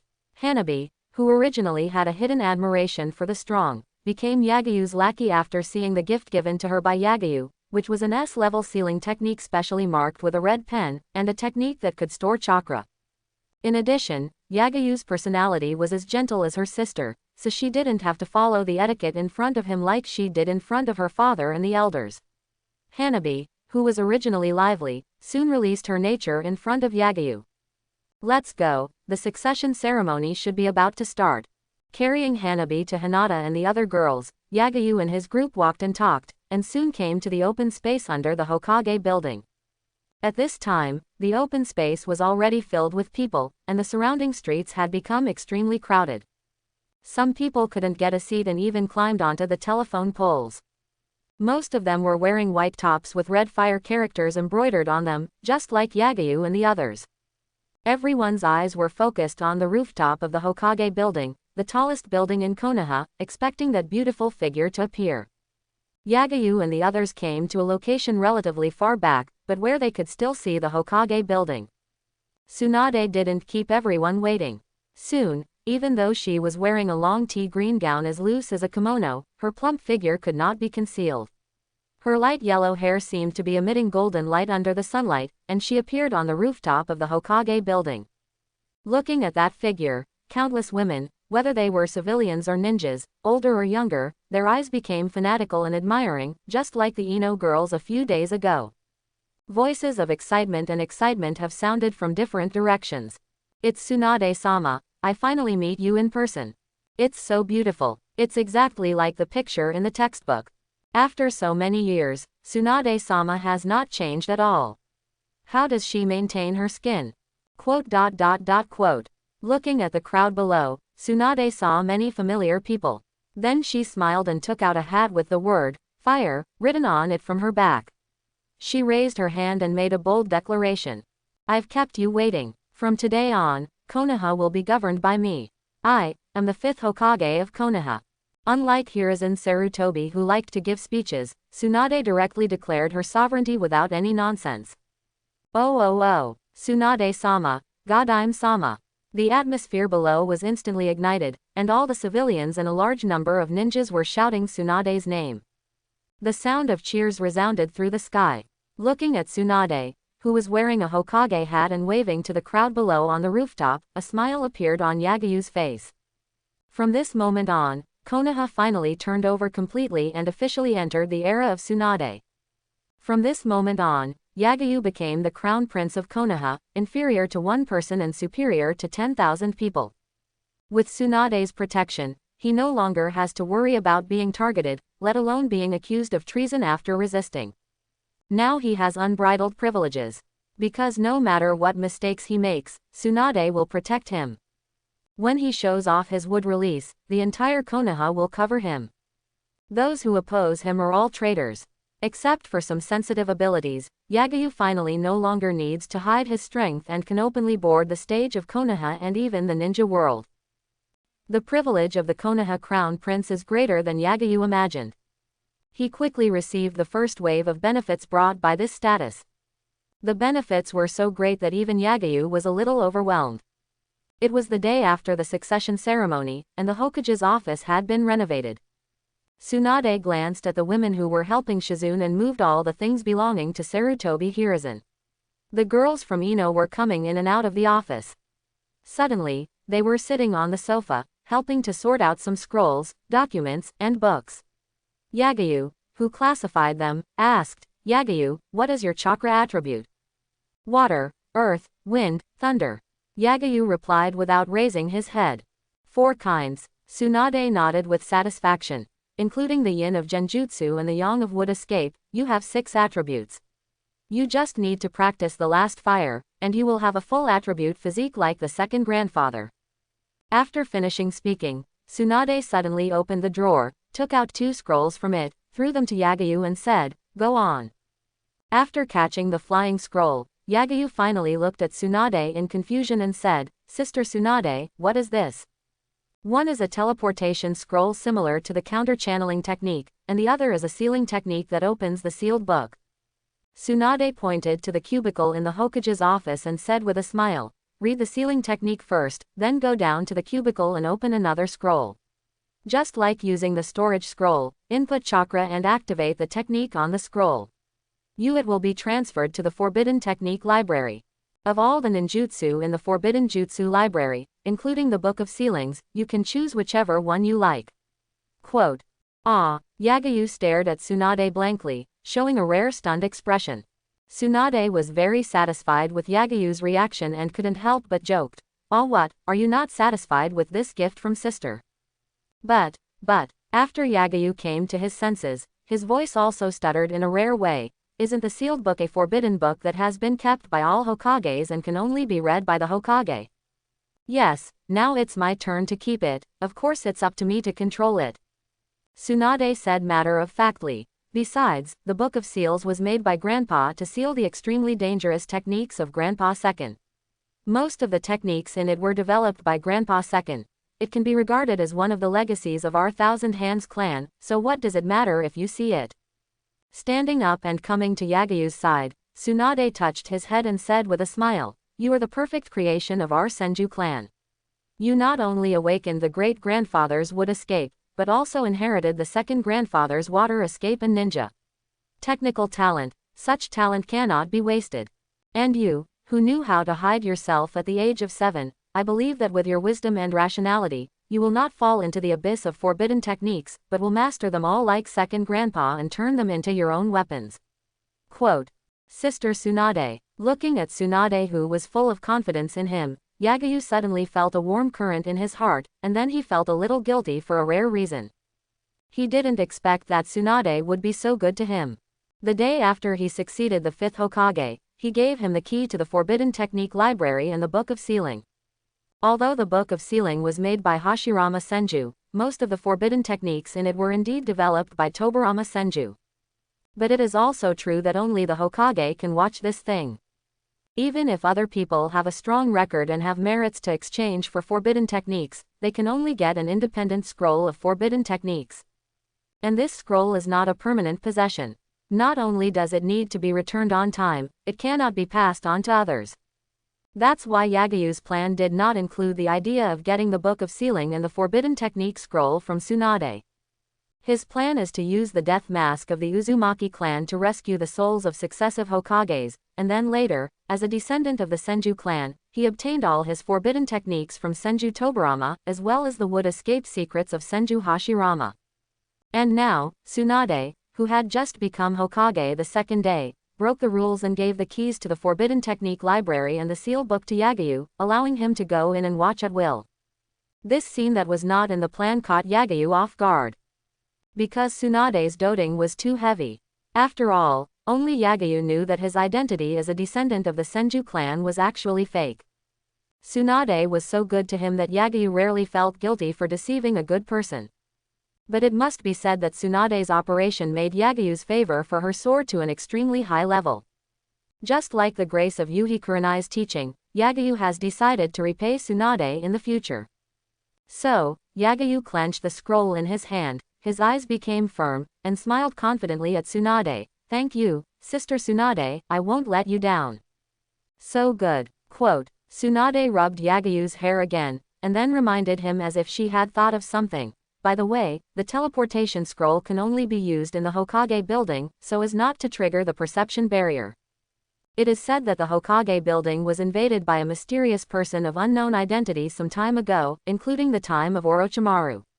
The entrance and location of the Forbidden Technique Library have been hidden. You can only enter by using a teleportation scroll. If you want to see ninjutsu in the future, come to the compartment next to me. Quote. Okay. Yagayu nodded obediently, with a harmless face. Jeonseong and Heiko are the finals. The wind is getting stronger and stronger. I live alone on the 4th floor, and there are no buildings around to block the wind. I am so panicked. Tsunade's sudden doting made Yagayu obtain the forbidden techniques in the sealed book in a way that he had not even expected. After quickly helping Tsunade sort out the scrolls, books and documents, Yagayu opened the scroll with the sealed technique written on it. Just a glance at it, and a gleam of brilliance flashed in his eyes. While Hinata and the other girls had not returned yet, Yagayu informed Tsunade, who was working hard, and then walked into the compartment of the Hokage's office, opened the transmission scroll and input chakra into it. Bang! Just like the summoning technique, a large number of tadpole-shaped runes spread out, forming a magic array, turning Yagayu standing inside into a ball of white smoke. When the white smoke dissipated, Yagayu's figure had disappeared. At this time, he was in a secret room with no windows, no doors, and only 2 dim yellow lights that barely illuminated the surroundings. The space in the secret room was very narrow, and it was occupied by several bookshelves full of scrolls. Under Yagayu's feet was a permanent magic array, which was something that he didn't have last time. Obviously, this teleportation array has become the only entrance and exit of the Forbidden Art Library. If you look closely, you will find that the surrounding walls are also covered with tadpole-shaped runes, which should be a kind of barrier technique. Lu Sheng scanned the surroundings and soon found the sealed book, which was no longer stored in the secret compartment, but was placed in a very conspicuous position, occupying a shelf alone. When he came to the sealed book, Lu Sheng opened his red eyes and confirmed at a glance that the sealed book was authentic. So, Lu Sheng made a seal with one hand and input chakra into the big seal word on the sealed book. Yes, Lu Sheng has mastered the sealing technique to open the sealed book. This sealing technique is in the photos Lu Sheng took, but he didn't know that this technique is the key to open the sealed book. As Lu Sheng input chakra, the seal word on the sealed book suddenly flashed a dazzling red light. After a moment, the red light disappeared, and the big seal word also disappeared. After the seal was unsealed, Yagayu couldn't wait to open the sealed book to check the forbidden techniques inside. So that's it. As soon as he opened it, Yagayu's face showed a look of enlightenment. He finally knew why he didn't find the independent scroll of forbidden techniques when he came here last time. At the same time, he was more certain that the sealed book stolen by Naruto was a fake. On the open sealed book, there was no practice method composed of dense fonts and human body portraits, only a list of forbidden techniques. Below these lists, there was a blank scroll, and these scrolls were exactly the same as the storage scrolls. So, Yagayu found Naruto's multiple shadow clones, which he had always coveted before obtaining the wood release, and input chakra into it just like opening a storage scroll. With a bang, a small cloud of white smoke appeared out of thin air. When the white smoke dissipated, an independent scroll immediately appeared on the scroll. It turns out that the oversized scroll of the sealed book is actually a large storage scroll like the one that Tiantian used to hold projectiles. There is another scroll inside the scroll. After opening the independent scroll, the principle and practice method of the multiple shadow clone technique immediately came into Lu Sheng's eyes. So, Lu Sheng brought the independent scroll and the sealed book under the yellow light and read directly in the Forbidden Technique Library. Anyway, he has Tsunade to protect him. The Hokage office and the Forbidden Technique Library will be like his home in the future. He can come here anytime he wants, and there is no need to do those thefts. Of course, this is not the key. The main thing is that as long as Lu Sheng comes here frequently, he can bring Hinata and the other girls with him and let them improve their favorability in front of Tsunade. So in the next few days, Lu Sheng brought Hinata and the other girls to the Hokage office every day. He went to the Forbidden Technique Library to read the sealed book, and Hinata and the other girls helped Shizune to reduce Tsunade's workload. In these days, all the ninjas who entered and left the Hokage building or came to report to Tsunade remembered the girls of Yagyu and Hinata. Yagayu's identity as a descendant of the Senju clan was also completely confirmed. The news that the eldest daughter of the Hyuga clan and the eldest daughter of the Yamanaka clan were valued by the Hokage also spread in the circle of senior ninjas. After learning this news, Hyuga Hiyashi was very satisfied with his decision. Tsunade attached so much importance to Yagayu, which showed that Yagayu had great hope of becoming the sixth Hokage. As long as Yagayu became Hokage and was with Hinata, he could convince the elders to let Hinata marry out. In this way, the eldest daughter married out and the second daughter inherited the main family, and they didn't have to be engraved with caged birds. Moreover, the Hyuga clan would become the first supporter of the Hokage, which was simply a plan to kill 3 birds with 1 stone. A few more days passed. Unknowingly, more than a week had passed since Tsunade succeeded as the 5th Hokage. Konoha, whose mission system had been shut down for more than half a month, finally began to resume operation. A large number of missions overwhelmed the commission office of the Hokage building. Due to the large number of missions and the need to help the clients solve their problems as soon as possible, most of the Jonin were sent out by Tsunade to do missions. Even some experienced Genin teams or those with Chunin team leaders were sent out. Ino and Sakura, who had come here every day to help Shizune, also began to return to their classes 10 and 7. They didn't even have time to say hello to Yagayu before they left Konoha. Soon, Yagayu no longer had time to go to the Forbidden Arts Library to look at ninjutsu. On this day, Yagayu brought Karen and Hinata to the Hokage's office as usual. Tsunade asked Karen to help Shizune, but Yagayu and Hinata were left behind. She asked with a serious face, "Yagayu, is there another member of your 8th class?" "Yes." Liu Sheng nodded. "Go and call him. When you come back, I have a more advanced task to arrange for you." "Yes, Hokage-sama." Yagayu was slightly surprised, then nodded seriously, and his name for Tsunade also changed. Immediately, Yagayu and Hinata walked out of the Hokage's office. With the help of Kagura's inner eye and Byakugan, Yagayu and Hinata quickly found Shino Aburame, who was collecting insects in a forest in Konoha. "Is there finally a mission? Where is Teacher Hong?" Teacher Hong and the other Jonin have all been sent out on missions.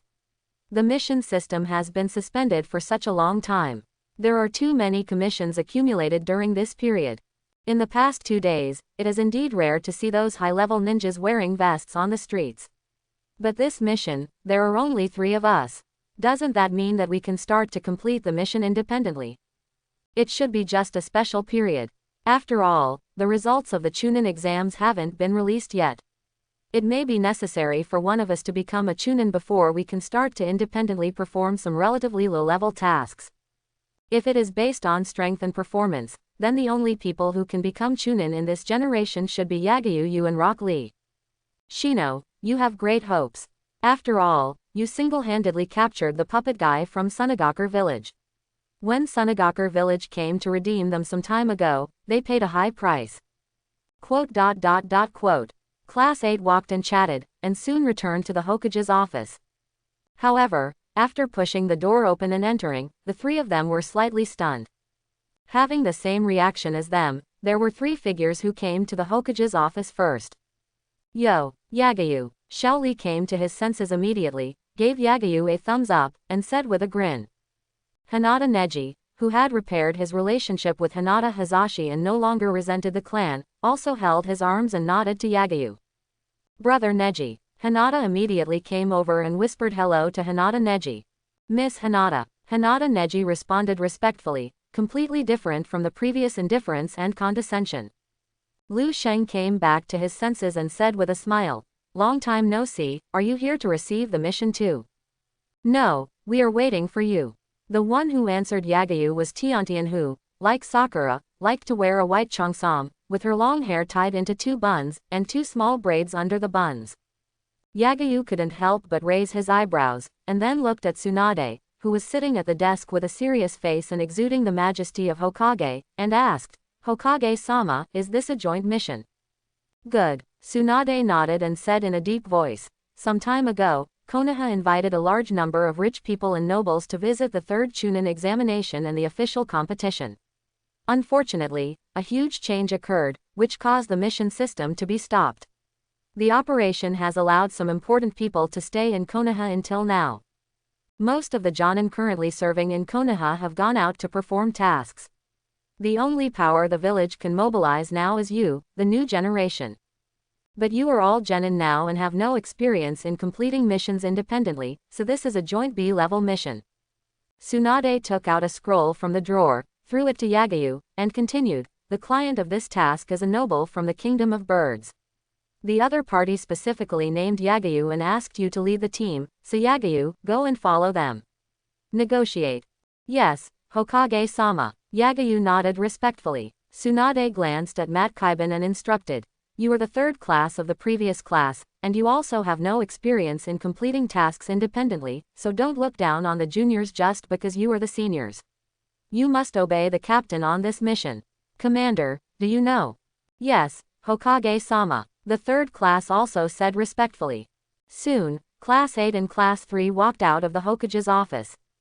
In the corridor, Xiao Li walked up to Lu Sheng, walked backwards, and said with a grateful face, Yag Sheng, I heard Teacher Kai say, thank you for your help in the central tower. Lu Sheng smiled and said, it's okay, we are all ninjas of Konoha. If it were others, they wouldn't turn a blind eye. I just reacted faster. Besides, I am interfering in your game, as long as you are not angry.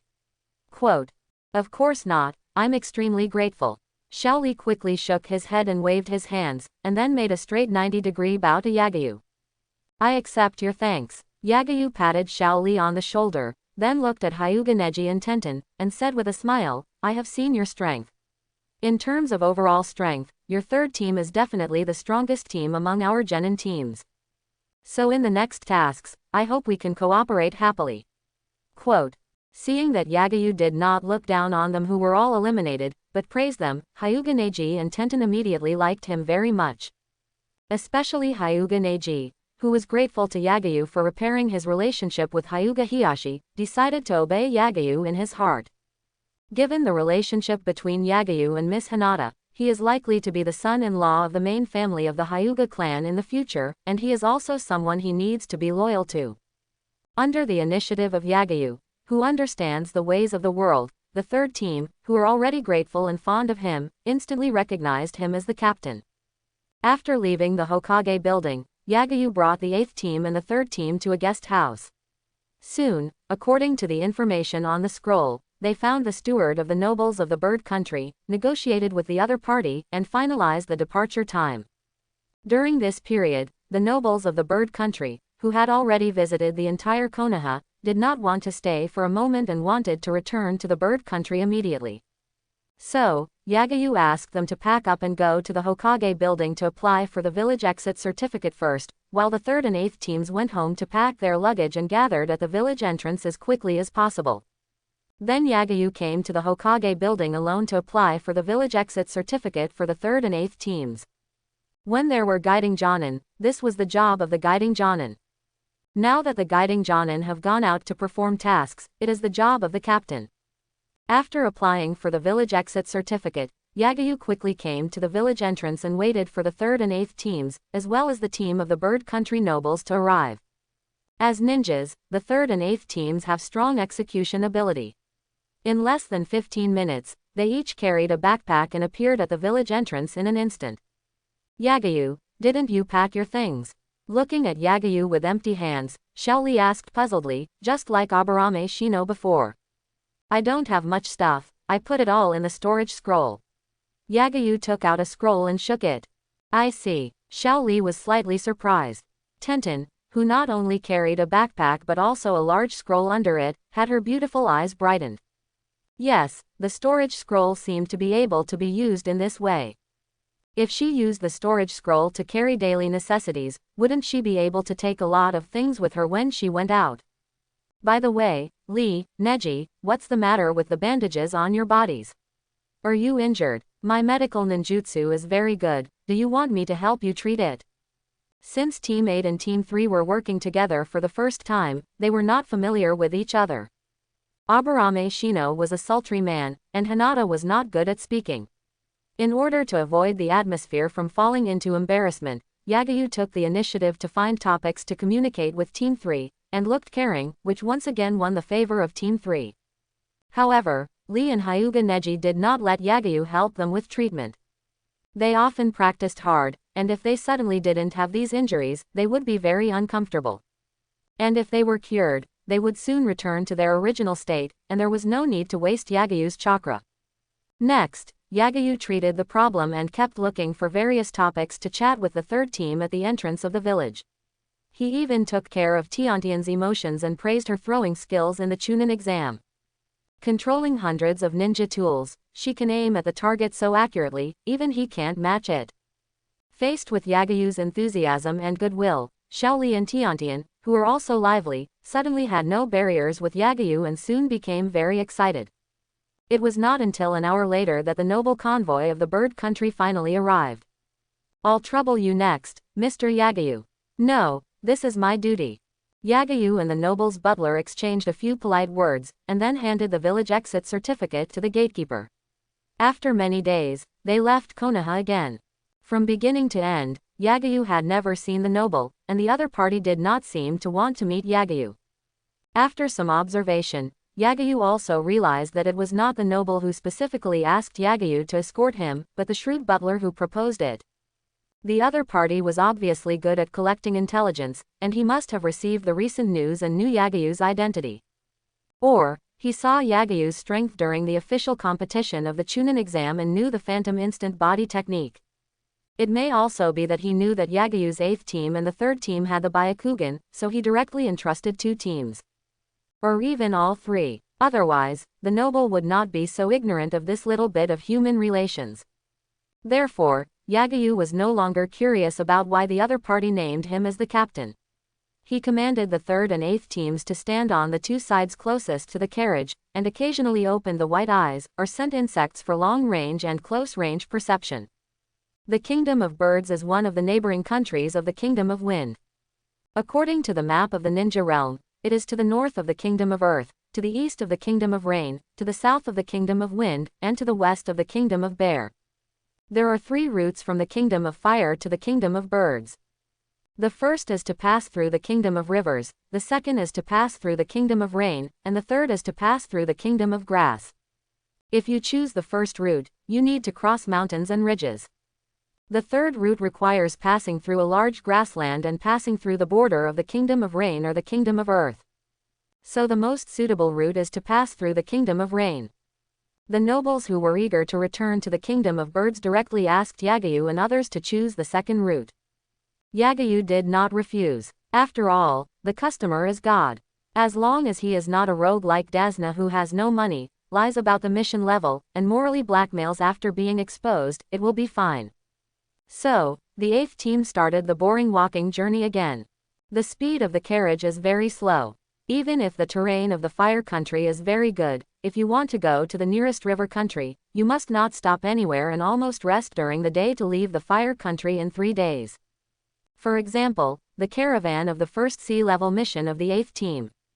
The caravan is carrying a huge amount of money and is eager to go back to distribute the money to the villagers of the iron ore village. They are also afraid of encountering accidents on the road, so they don't stop at all. But the nobles of the bird country are obviously not people who can endure hardships. In this world without cement roads and bumpy carriages, the nobles of the bird country only need to rest for a few hours. When passing by a more prosperous town, they have to stop to buy something, and even see that it is a bit late, so they stay in the town directly. The 3rd and 8th teams are very helpless, but they didn't say anything. Fortunately, the nobles of the bird country were quite generous, and he paid for the food and accommodation of the 3rd and 8th teams. Every night, the 8th and 3rd teams took turns to keep watch. It took a full 10 days for the caravan to leave the fire country, which was more than 3 times the time of the iron ore village caravan in the river country.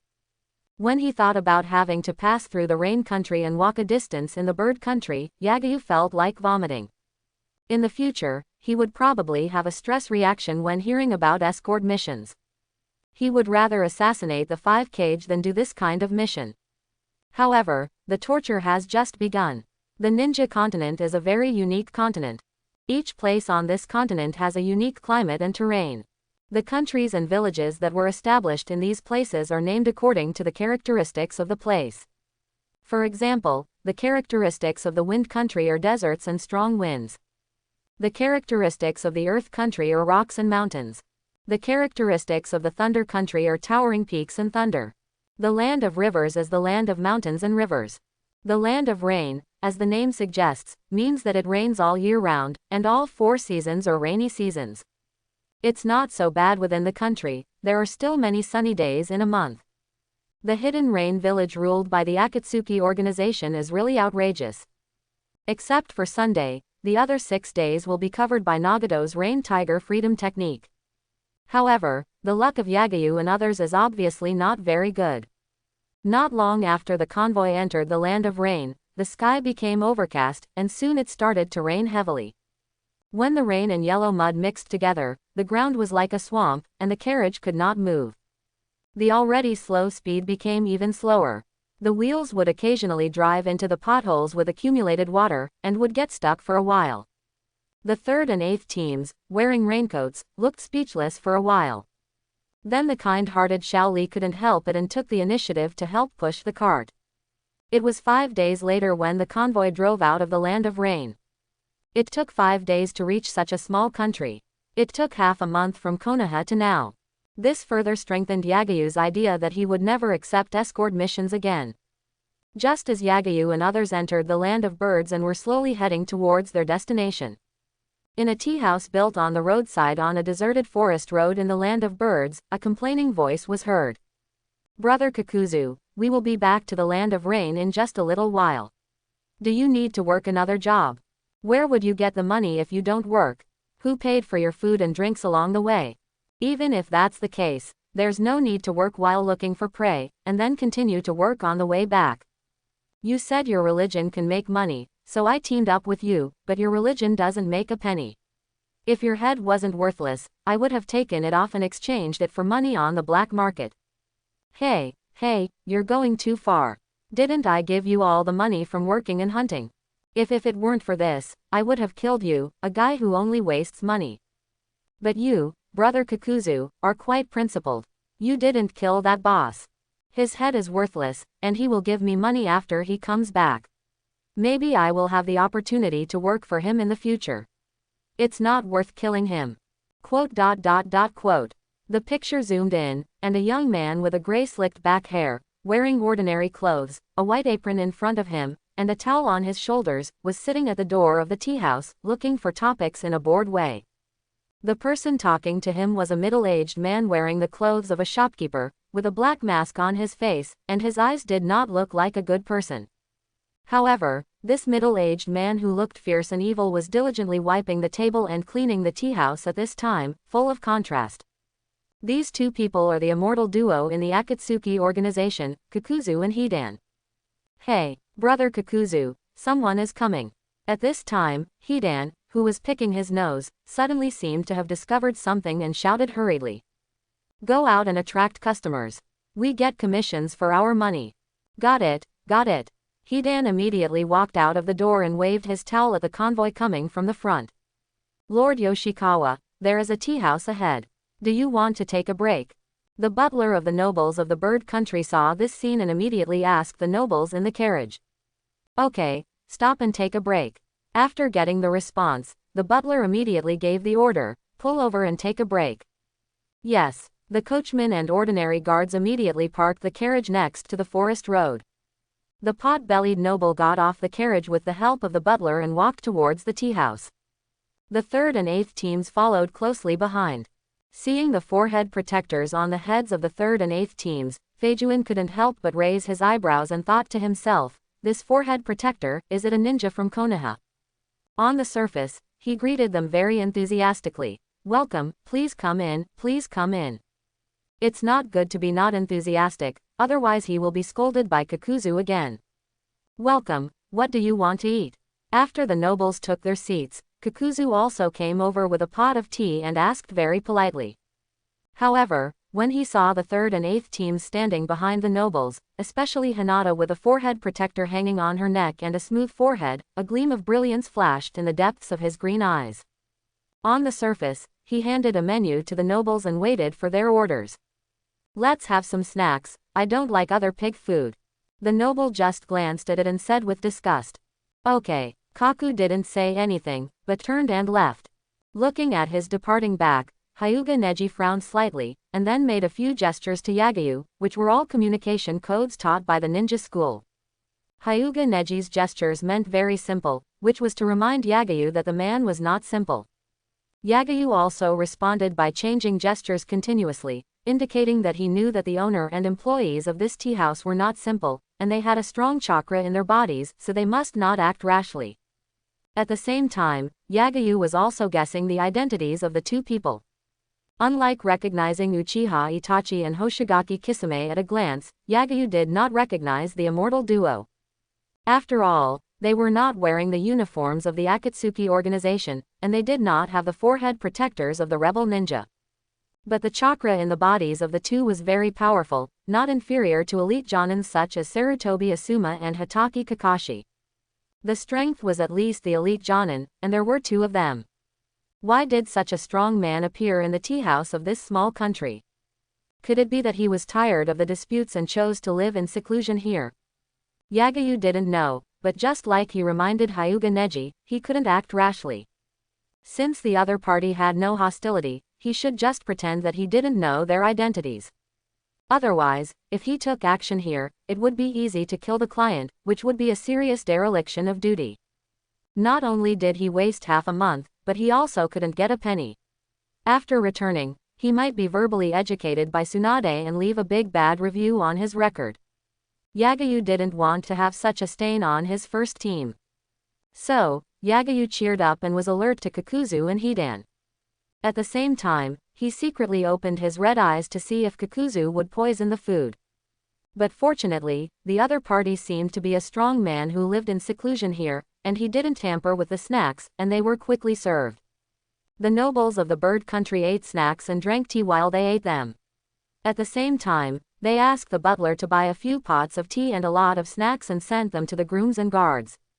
Then he invited Yagayu and his friends to sit down and eat something, but they refused. As ninjas, when they perform missions outside, unless they are sure to rest, they basically only take military food pills to avoid physical problems that will delay the progress of the mission. The nobles of the Kingdom of Birds seemed to know the urinary nature of ninjas and did not continue to force it. After more than half an hour, the rested noble convoy continued its journey. "Dear guest, please go slowly. Welcome to visit us next time." Hidan waved a towel to see them off, then returned to sit on the bench at the door, exhaled and said, "I'm so tired. I feel like working is more tiring than killing. Is there any job in this world that makes money and is not tiring?" Kakuzu suddenly took out 2 packages from under the counter, threw one to Hidan, and said, "Hurry up and put on your clothes, it's time to work." Hidan was stunned for a moment and asked doubtfully, "Aren't you going to work part-time? If you find the prey, why do you still work?" Kakuzu put on the clothes of the Akatsuki organization and said in a deep voice, "The Byakugan of the Hyuga clan is worth tens of thousands of gold. It is a good treasure that has a price but no market on the black market." "The Byakugan of the clan, are you talking about those 2 Konoha ninjas with white eyes?" Hidan took off his apron and also put on his uniform while asking curiously, "Then why didn't you do something to them just now?" "Nonsense, I am an employee here. If I damage this place, I will not only have to pay for it, but I will also lose my salary. Isn't my work these days just in vain? Brother Kakuzu, you are really obsessed with money." At this time, Yagayu, who had already left the tea house far away, suddenly changed his expression slightly. I saw him quickly forming a seal with one hand, shadow clone technique. There were 2 sounds of bang bang, and white smoke filled the air. After creating 2 shadow clones, Yagayu suddenly said to the housekeeper, "An enemy is coming. You speed up and we will hold them back." "Okay, please." The butler's face suddenly changed slightly, he nodded quickly and urged, "Hurry up and speed up." "Yes." The coachman responded and hit the horse's butt with a whip, causing the carriage to speed up immediately. Yagayu's 2 shadow clones followed, while teams 3 and 8 stayed where they were. Whoosh! Almost 10 seconds after they stopped, a harsh sound breaking through the air immediately reached their ears. Hinata Neji, whose temples had veins popping out, immediately shot out a larger twisted air stream in the direction of the sound of breaking through the air. Bagua Kongzong. With a clang sound, a red 3-section sickle with a chain attached to the end fell to the ground. Immediately, a figure appeared next to the scythe and picked it up. Another figure appeared on the other side of Class 3 and Class 8 at some unknown time. The two blocked the way forward and retreat for Class 3 and Class 8. Seeing these two people, Hinata Neji and Hinata, who had already opened their eyes, seemed to have discovered something, and cold sweat broke out on their foreheads. The carefree Xiao Li and the lively Tian Tian also looked extremely serious. Obviously, they all sensed a dangerous aura. The expressions of Yagayu and Aburame Shino also became very solemn. Seeing this uniform, Yagayu already recognized the identities of Kakuzu and Hidan. He was very speechless about this. On my first sea-level mission, I met Black Holea, one of the 7 ninja swordsmen. The second time he left Konoha openly, he met the strongest duo of the Akatsuki organization. Now leaving Konoha for the 3rd time, I met the immortal duo again. What kind of luck is this? Could it be that he exploded Asura's chakra from Naruto's body, and also exploded his protagonist's aura? So hateful. The point is, the accidents Naruto encountered while doing the mission were not as outrageous as him. What a great expression, hunting is still interesting. Hidan held the chain connected to the Bloody March sickle, and spun the sickle like a blood dropper. His face changed from the enthusiasm when he was a waiter before, showing a bloodthirsty smile, looking at the Yagayu people with excitement, and shouted, "Brother Kakuzu, are those 2 white-eyed ones your targets?" "Only the woman is, you can deal with the others." Kakuzu folded his arms and walked to a tree to lean against it, without any intention of attacking. Just now, I only noticed Hinata's eyes, but now I look carefully and find that these little ghosts are all genin who are not wearing green vests. Although I don't know why the 6 genin didn't guide the jonin to follow. But Kakuzu will not let go of this kind of money that is delivered to the door for free. Wow, I won't be polite then. Hidan cheered and shouted to Yagayu and his friends, "Little devils from Konoha, your blood must be very delicious. Let Master Hidan hold a ceremony for you and send you to see the evil god." As soon as he finished speaking, Hidan threw the Bloody March sickle in his hand at Yagayu and his friends again. Seeing this, Yagayu and his friends did not dodge. Boom! Before the Bloody March sickle approached, 2 black shadows flew out from Yagayu and his friends' team. One of them collided with the flying sickle and fell to the ground. The other black shadow hit Hidan, who was unable to react. Puff! Hidan, who was hit by the black shadow, vomited blood directly and flew backwards. After the black shadow that collided with the Bloody March sickle fell to the ground trembled suddenly, making a loud noise like a detonating talisman, and raised a huge cloud of dust. Seeing this scene, Kakuzu, who was originally leisurely and ready to watch the show quietly, suddenly had his pupils shrink. As a spectator, he saw it very clearly. The 2 black shadows were clearly the 2 weights taken off the feet of the thick-browed kid in green tights. It was these 2 weights that made Hidan spit blood and raised an astonishing area of dust on the ground. What kind of weight can have such power? At this moment, Kakuzu finally realized why the 6 genin did not guide the jonin to follow. With 2 members of the Hyuga clan, one of whom is a member of the main family, they are not afraid of being coveted and looked down upon by outsiders. It seems that they are all the best new generation of Konoha. Thinking of this, Kakuzu immediately gave up the idea of watching the show. Putting down his arms, Kakuzu rushed towards the Yagayu people, preparing to launch a sneak attack on them from behind.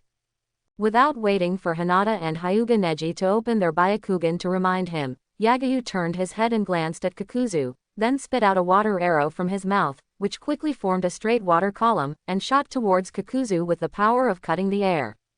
Kakuzu, who was looking at Yagayu, paused slightly, and his green pupils shrank. But fortunately, the masked monster in his body squirmed, disrupting the flow of chakra in his body, and instantly broke free from the restraint of Yinten chakra. Looking at the straight water column that was shooting at him, Kakuzu had no time to use ninjutsu to resist it, and could only disappear in an instant. Rumble. The straight water column flew into the woods, breaking the trees on the path one by one, and raising a deafening sound and dust on the ground. After forcing Kakuzu back, Yagayu suddenly whispered to Hyuga Neji and the others, "Be careful of the guy with the sickle. The chakra on his body is completely different from the one at the tea house. It is full of evil and ominous." "Yes." Hyuga Neji and the others responded quickly. Then Hyuga Neji and Hinata, the brother and sister, looked at each other and nodded.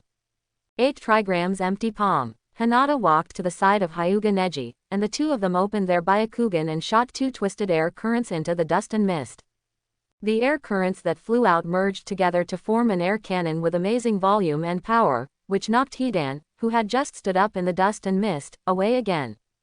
"Ah, it hurts so much." Hidan, who was beaten to spit blood again, did not look as seriously injured as he should.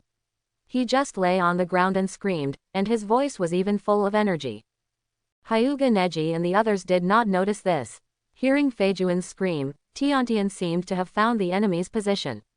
He immediately took out the large scroll behind him, jumped into the air and opened it, releasing a large number of ninja tools, which flew into the dust and fog like a torrential rain.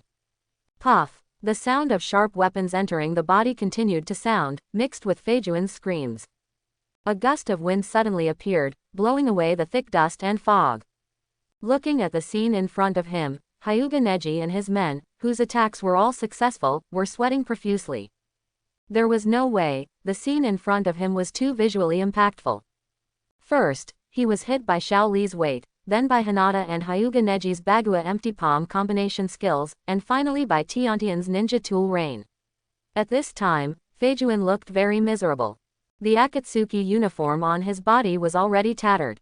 Kunai and shuriken were inserted all over his body, whether it was his head, neck, chest, abdomen, limbs, etc. The others would have been either dead or disabled long ago if they were hit in so many vital parts by the ninja tools. However, Hidan stood up like a normal person. He just screamed in pain and cursed with anger in his eyes. "I am angry, I will curse you to death, so that you can experience my pain." After saying that, Hidan was about to pick up the bloody march sickle that fell in front of him. Bang! But the next second, his body flew backwards again. Xiao Li appeared in front of him out of thin air at lightning speed and kicked him in the chin. The powerful force made Hidan's feet leave the ground and his head was buzzing. The next second, Xiao Li appeared behind him, tied his hands with white bandages into a rice dumpling, spun rapidly in the air, and fell to the ground like an electric drill. Boom! The ground trembled again, raising a large cloud of dust. Just when Xiao Li took action, it was the fatal Chao Lianghua. Yagayu, who had already left the team in an instant, also faced Kakuzu, a man who had fought against the god of ninja. Even I was struck by the golden binding technique, this level of escape chakra and genjutsu. If I hadn't really had no impression of you, I would have thought that you were deliberately not wearing a vest and pretending to be an instructor Junin. Quote. Kakuzu glanced at Hidan and ignored his partner who was being beaten unilaterally. Instead, he stared at Yagayu in front of him. While forming seals with his hands, he used the earth release and earth spear techniques to strengthen his body's defense and strength, and said in a deep voice, distracting Yagayu's attention, "And that amazingly powerful water escape move. Your hair and eye color, as well as that forehead protector, remind me of a pair of brothers." Yagayu knew who he was talking about, but he still asked knowingly, "Who are those brothers?" "That's your first and second Hokage of Konoha." Kakuzu couldn't help but show off his impressive record and showed off, "Decades ago, I fought against your first Hokage." Whenever Kakuzu mentioned this achievement, he would see the shocked expressions on others' faces, and he was very satisfied with their reactions. However, this time, he did not see the familiar expression or reaction on Yagayu, the Konoha ninja. Just when Kakuzu shook his head boredly, ready to lament the cruelty of time, even the Konoha ninjas had forgotten how powerful the god of ninja was. Yagayu, who was opposite him, suddenly asked slowly, "You said you fought against the first Hokage, but have you ever seen the legendary wood release?" "Certainly," Kakuzu said with a somewhat complacent tone, "that is a power that you juniors cannot understand." Although he only fought against the wooden clone of Senju Hashirama, Kakuzu was indeed the second ninja of that era, besides Uchiha Madara, to experience the power of wooden escape on his own. Yeah, the corners of Yagayu's mouth raised slightly, and a meaningful smile appeared on his face. He looked very puzzled and felt an inexplicable foreboding in his heart. Snap! The next second, Yagayu suddenly clapped his hands and said to Kakuzu, "Since you have fought against the first Hokage, please evaluate the gap between me and the first Hokage." After pondering the meaning of these words for a while, Yagayu spit out a ninjutsu prefix that made him tremble physically and mentally, and his expression changed with shock. Would release. How is it possible? He opened his eyes as wide as possible, and before he could shout out these words, Yagayu's shout came into his ears, "The tree world is coming."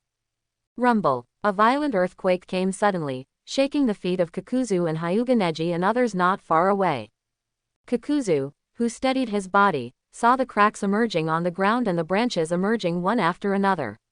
Without saying a word, he turned around and ran away. Hesitating for even a second is disrespecting your own life. However, Kakuzu, whose mind was blank, forgot one thing. That is, you cannot appear in front of the wooden ninja. Kakuzu, who was running away with his back to Yagayu, flew over a distance of 10 or 20 meters each time. But as he turned into an afterimage and flew through the air, he discovered that the cracks in the earth had spread below him, surpassing him in an instant. Huge branches surged out like pythons, heading towards Kakuzu to be tied and whipped. The other branches quickly grew a large number of branches and leaves, turning into towering trees. In the blink of an eye, the land that was originally a forest turned into a small forest. Unlike the arrival of the tree world used against Orochimaru and Wan Shi, Yagayu didn't use all his strength this time, and he didn't even have blue chakra aura. Even so, the extent of the forest is scary enough. It's like a cage, trapping all the horns that can't fly. Fire escape to Keiku. Facing the branches that were bound and whipped, Kakuzu dodged while forming seals with his hands and spitting out a ball of fire from his mouth. This flame seemed to ignite the air and quickly turned into a fire wave with an astonishing area, colliding with the surging branches. In an instant, a fire broke out in a certain area of the forest. If it were an ordinary forest, such an astonishing fire wave would definitely turn the forest into a sea of fire. However, the fire just bloomed and quickly dissipated. I saw only branches hugged by several people or more than a dozen people. The flames on the body were quickly extinguished and turned into bursts of white smoke. The body covered with burn marks continued to move towards Kakuzu while recovering at a speed visible to the naked eye. Attack. Seeing this scene, Kakuzu felt heavy in his heart. This kind of life breath is indeed the real wood release. When he fought with Hashirama Senju, his powerful fire escape nature changed in front of wood escape, just like the flame on a candle. The branches just waved lightly and extinguished his flame. Logically speaking, flames should restrain trees. If it was Tenzo's wood escape, then Kakuzu's fire wave just now would definitely turn his sea of trees into a sea of fire.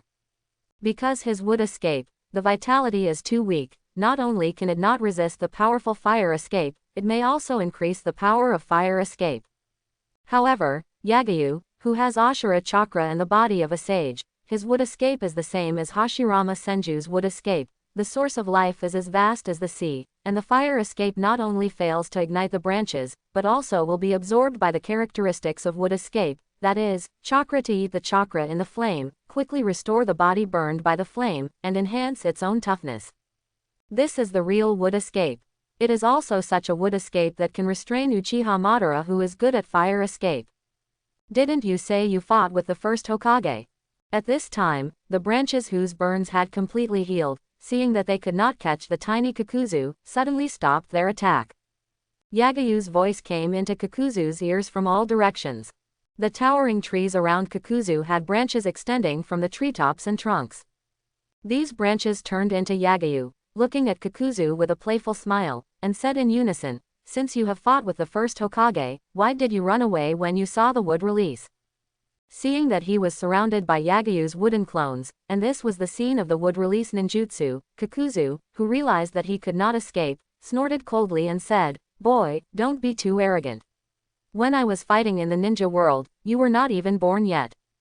After that, Kakuzu took off the Akatsuki uniform on his body, revealing a body full of seams and several masks on the back. Then he made seals with both hands and was about to use the earth grudge to release the masked monster behind him. But the next second, his expression changed in shock. He saw 4 of the surrounding Yagyu standing on the ground, standing in the positions of the wood clones in the southeast, northwest, and northeast. Suddenly, they formed seals with their hands, squatted and clapped their hands, and shouted softly, "Ninjutsu 4 Purple Flame Formation." The 4 purple transparent barriers rose into the sky, forming a rectangular barrier, covering Kakuzu and Yagayu's other wood clones. The rest of the wood clones formed seals with their hands and spit out amazing water streams at their feet. Water-style big explosion water wave. Countless waves came from all directions, and in almost an instant, they drowned Kakuzu, who was about to open his mouth to curse. If Orochimaru was here, he would definitely sigh. The scene of wood-style tree world arrival was already rogue enough, but there was also a barrier and group water style. As expected of the descendants of his idol, the tactics were really insidious. The space inside the barrier is not large, and each of Yagayu's wood clones has a lot of chakra. The power of their water escape is not inferior to Yagayu's original body. The surge of waves not only instantly submerged Kakuzu, who had not yet used the earth resentment to release the masked monster behind him and wanted to use the composite ninjutsu to destroy the forest, but also filled the space of the 4 purple flame formation at a very fast speed. In just a few blinks of an eye, the rectangular barrier formed by the 4 purple flame formation turned into a pool full of water. If the barrier was not very strong, the purple transparent barrier still had the power of burning flames, and it began to evaporate the water at this time. I am afraid that this barrier would have been broken. Kakuzu, who was submerged by the waves, not only suffered the impact of the water flow, but also lost the ability to move and escape. However, among the 5 hearts in his body, one of the masked monsters formed by one heart has a very powerful water escape property change. Kakuzu, who did not separate this heart, has a very good attainment in water escape, so he did not lose his combat ability instantly.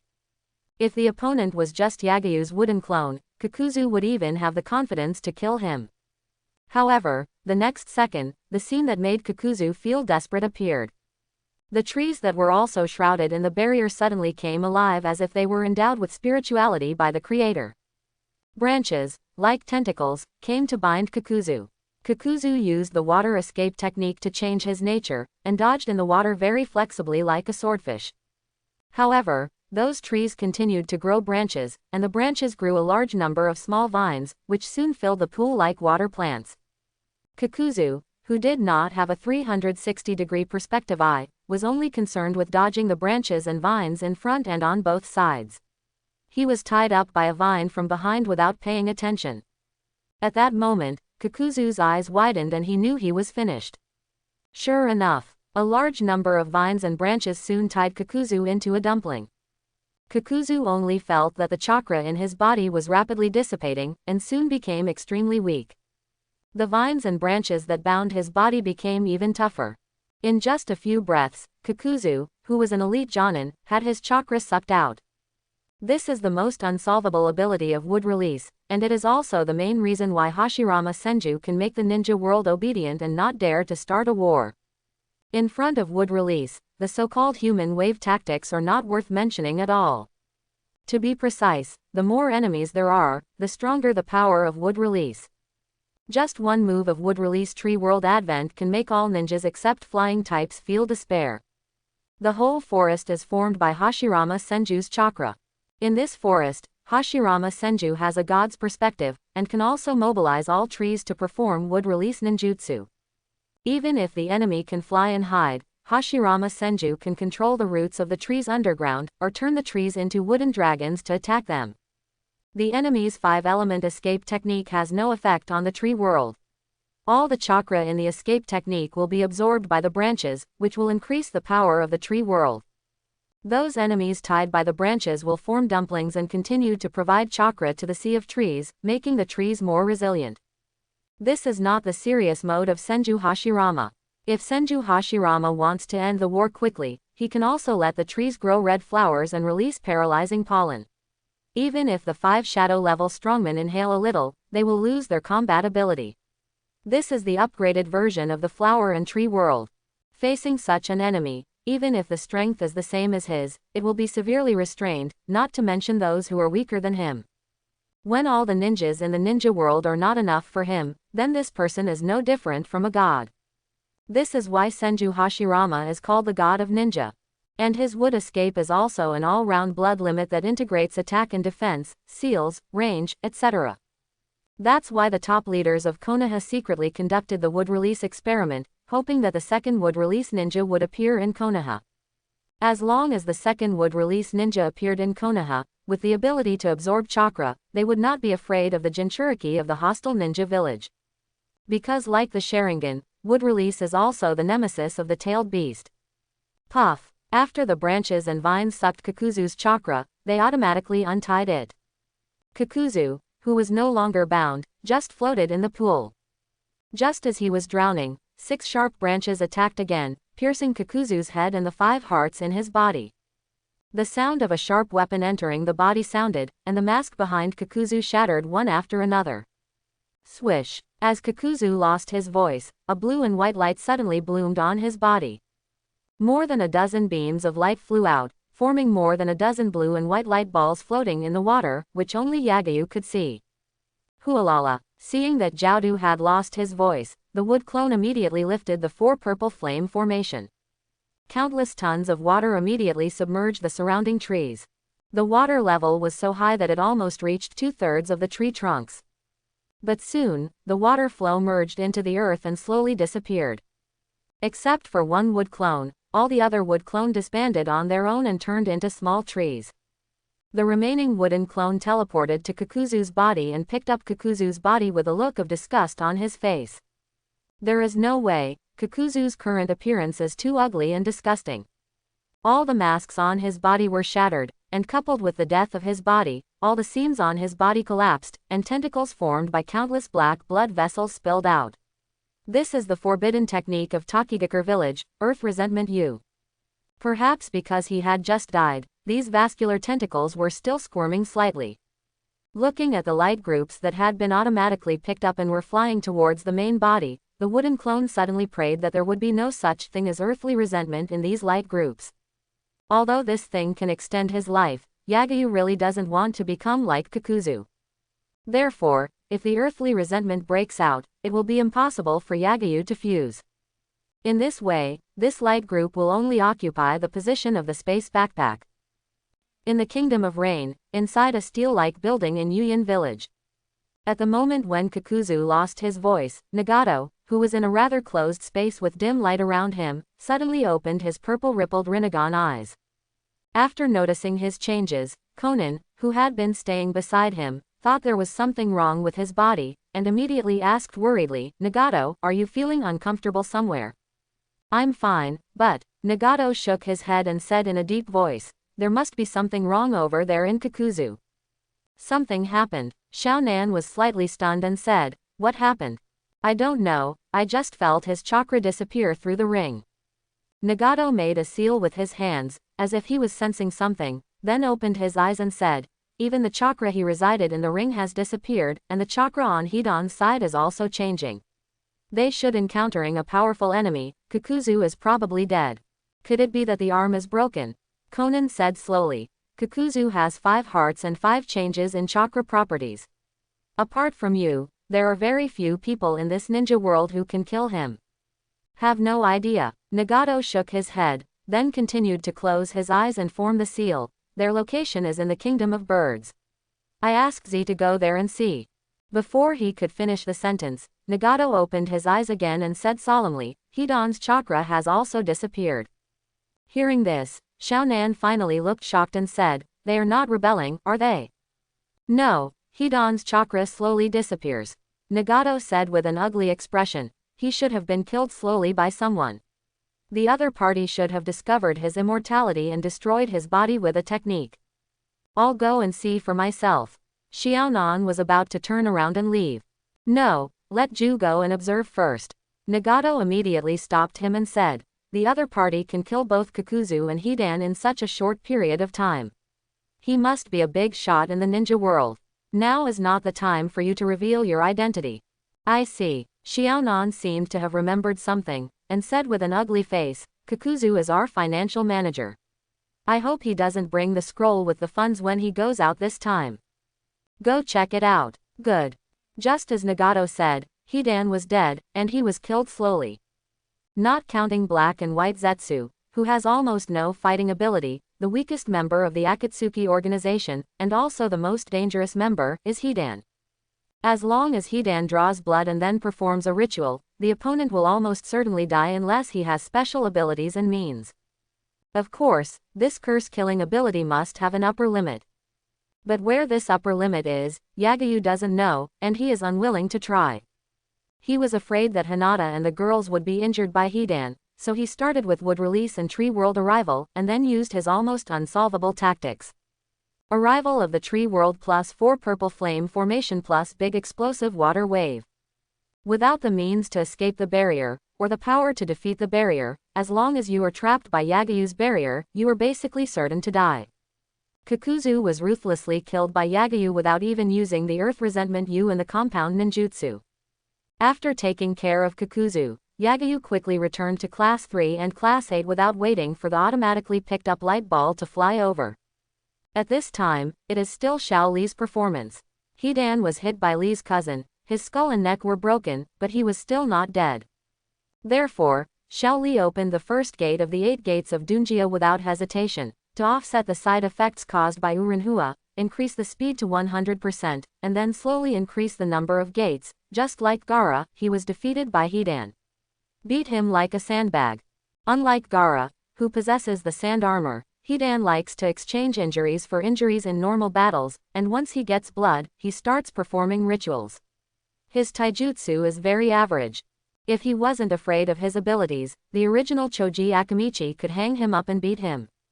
Facing the faster and stronger Xiao Li, Hidan, who had lost the Bloody March scythe, could only take a beating. However, when Xiao Li opened the 4th door, he used Juri Renge to blast Hidan into the ground, creating a huge crater filled with dust and mist. Hidan was still not dead, and he quickly crawled out of the pit in tattered clothes. He looked at Xiao Li, who had lost the ability to fight with blood on his face, and said with a ferocious smile, "Boy, you're done fighting. It's my turn next, sir."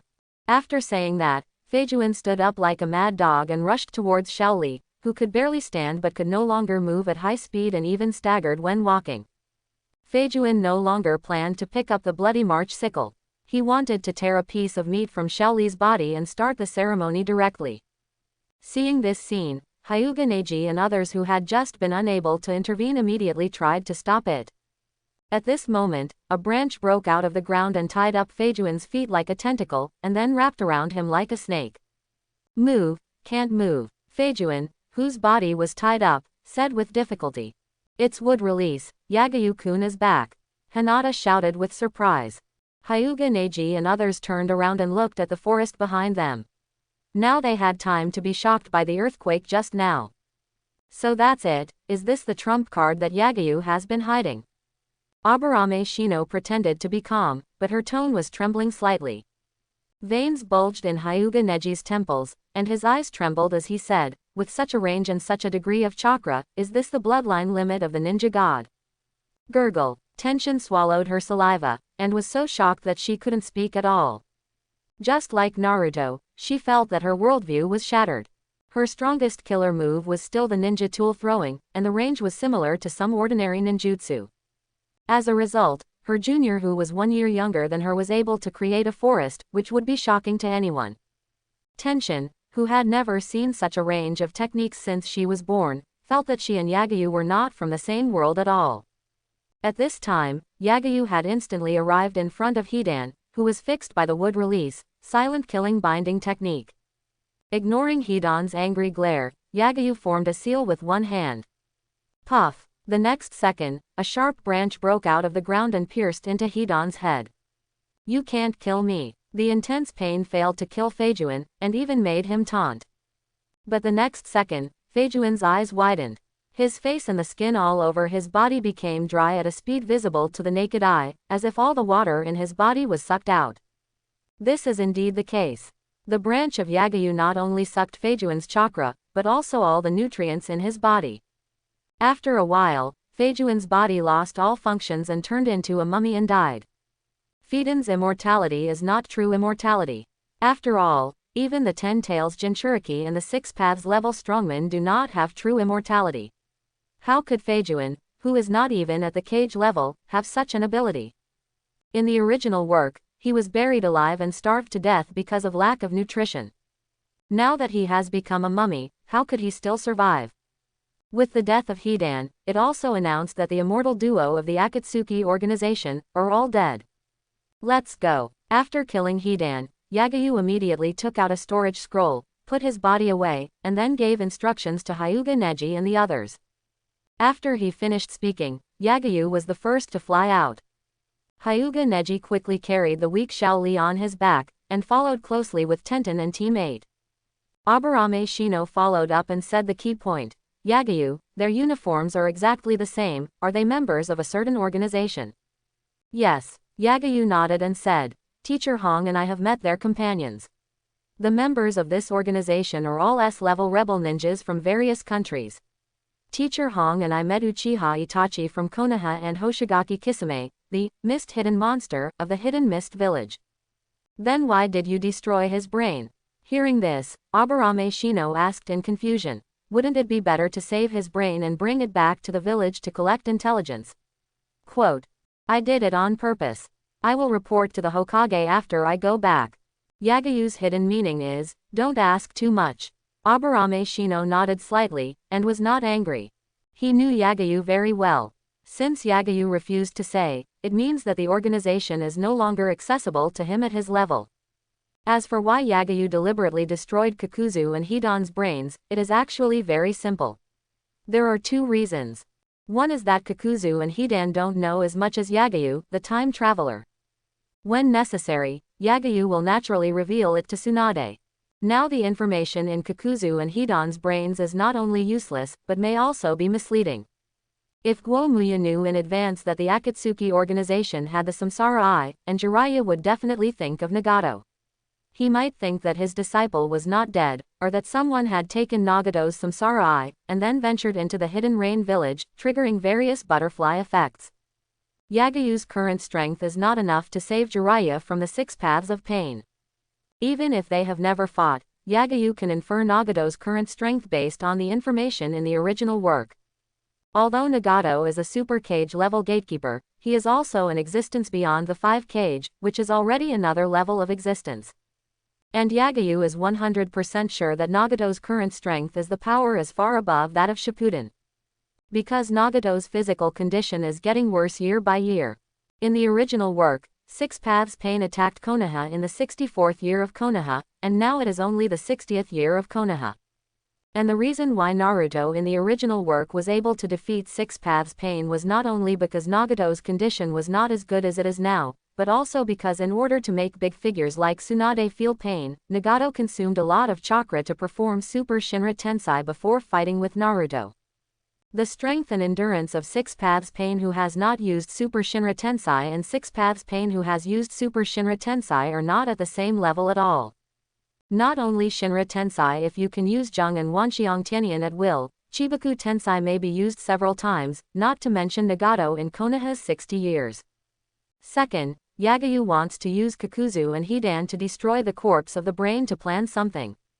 If successful, Yagayu can pave the way for further strength. Not long after Yagayu and others left, a figure slowly emerged from the ground like taking an elevator and appeared next to the big pit that Xiao Li blasted with the lotus.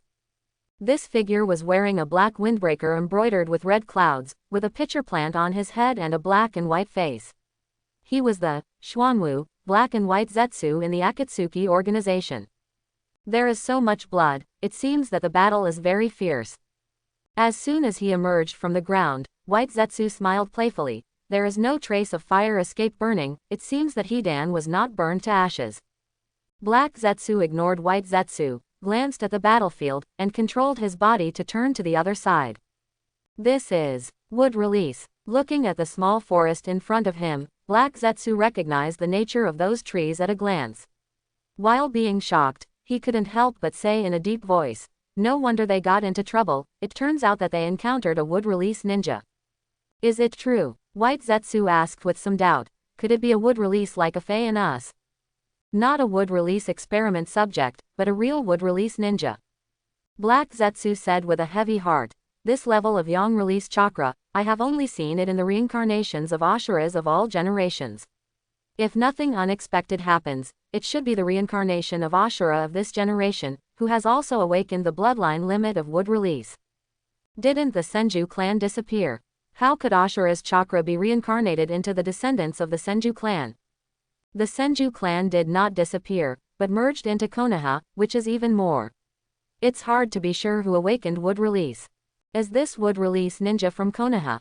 I don't know, but it is possible that he is a descendant of the wandering Senju and Uzumaki clans. After all, the Uzumaki and Senju clans are descendants of Ashura. The previous host of Ashura's chakra was Senju Hashirama. It is not impossible that the wood release and bloodline Genkei will be passed on to this generation of Ashura's reincarnation. Then what should we do next? Go back and follow Dai first. No. Go back and report to Madara-sama and Nagato first, and then send out the white Zetsu clone to investigate. Then should we search the surroundings first to see if we can find the bodies of Kakuzu and Hidan? Search. I hope Kakuzu didn't bring the scroll containing the funds of the Akatsuki organization when he went out this time, otherwise the funds may not be enough to wait until the Three Tails is resurrected. Okay. Black and white Zetsu came and left quickly. After searching for nothing, they immediately went back to report to Uchiha Obito and Nagato. On the other side, Yagayu was surprised. To prevent the enemy from following the smell to find the nobles of the Kingdom of Birds, Team 3 and Team 8 did not meet them, but escorted them at a distance of 1 kilometer. Having Hinata and Hyuga Neji use their Byakugan to lock the position of the convoy of the nobles of the Kingdom of Birds, Yagayu summoned the virtual panel to check the light balls that fell from Kakuzu. After Kakuzu died, 12 light balls burst out, 4 blue light balls and 8 white light balls. What surprised Yagayu was precisely the 4 blue light balls. The information of the 4 blue light balls was: Space Backpack, Fire Attribute Blue, Space Backpack, Water Attribute Blue, Space Backpack, Earth Attribute Blue, Space Backpack, Wind Attribute Blue. Yes, the 4 blue light balls are all chakra attributes. One of them is the fire attribute that Yagayu does not have. As long as it is integrated, Yagayu will be like Senju Tobarama, Sarutobi Hiruzen and Orochimaru, all of whom were rare all-attribute physiques in the ninja world. But what surprised Yagayu was the other 3 blue light balls. Yagayu has all these attributes. Could it be that he can also explode what he already has? Yagayu has never exploded the same thing all along. He thought that as long as he has it, the enemy will not drop it. Now it seems that this is not the case. Then what kind of changes will it bring if the attributes that you already have are integrated? Improve the change of properties, or other aspects. If the change of properties is improved, can these attributes be continuously refreshed, and after the change of the properties of these attributes is improved to the extreme, they can be integrated to form a new escape technique, that is, the blood limit. For a while, a lot of ideas flashed through Yagayu's mind, and he felt that it was extremely feasible. Thinking of this, Yagayu's mood instantly became happy. I thought I had figured out the system, but I didn't expect that the system still hides such a surprise. Wrong. If he had known that shadow clones could drop things and that there was this mechanism when he was a child, Yagayu would have sent his shadow clones to school long ago. As long as the shadow clones had less chakra than those classmates, the drop rate would be greatly improved.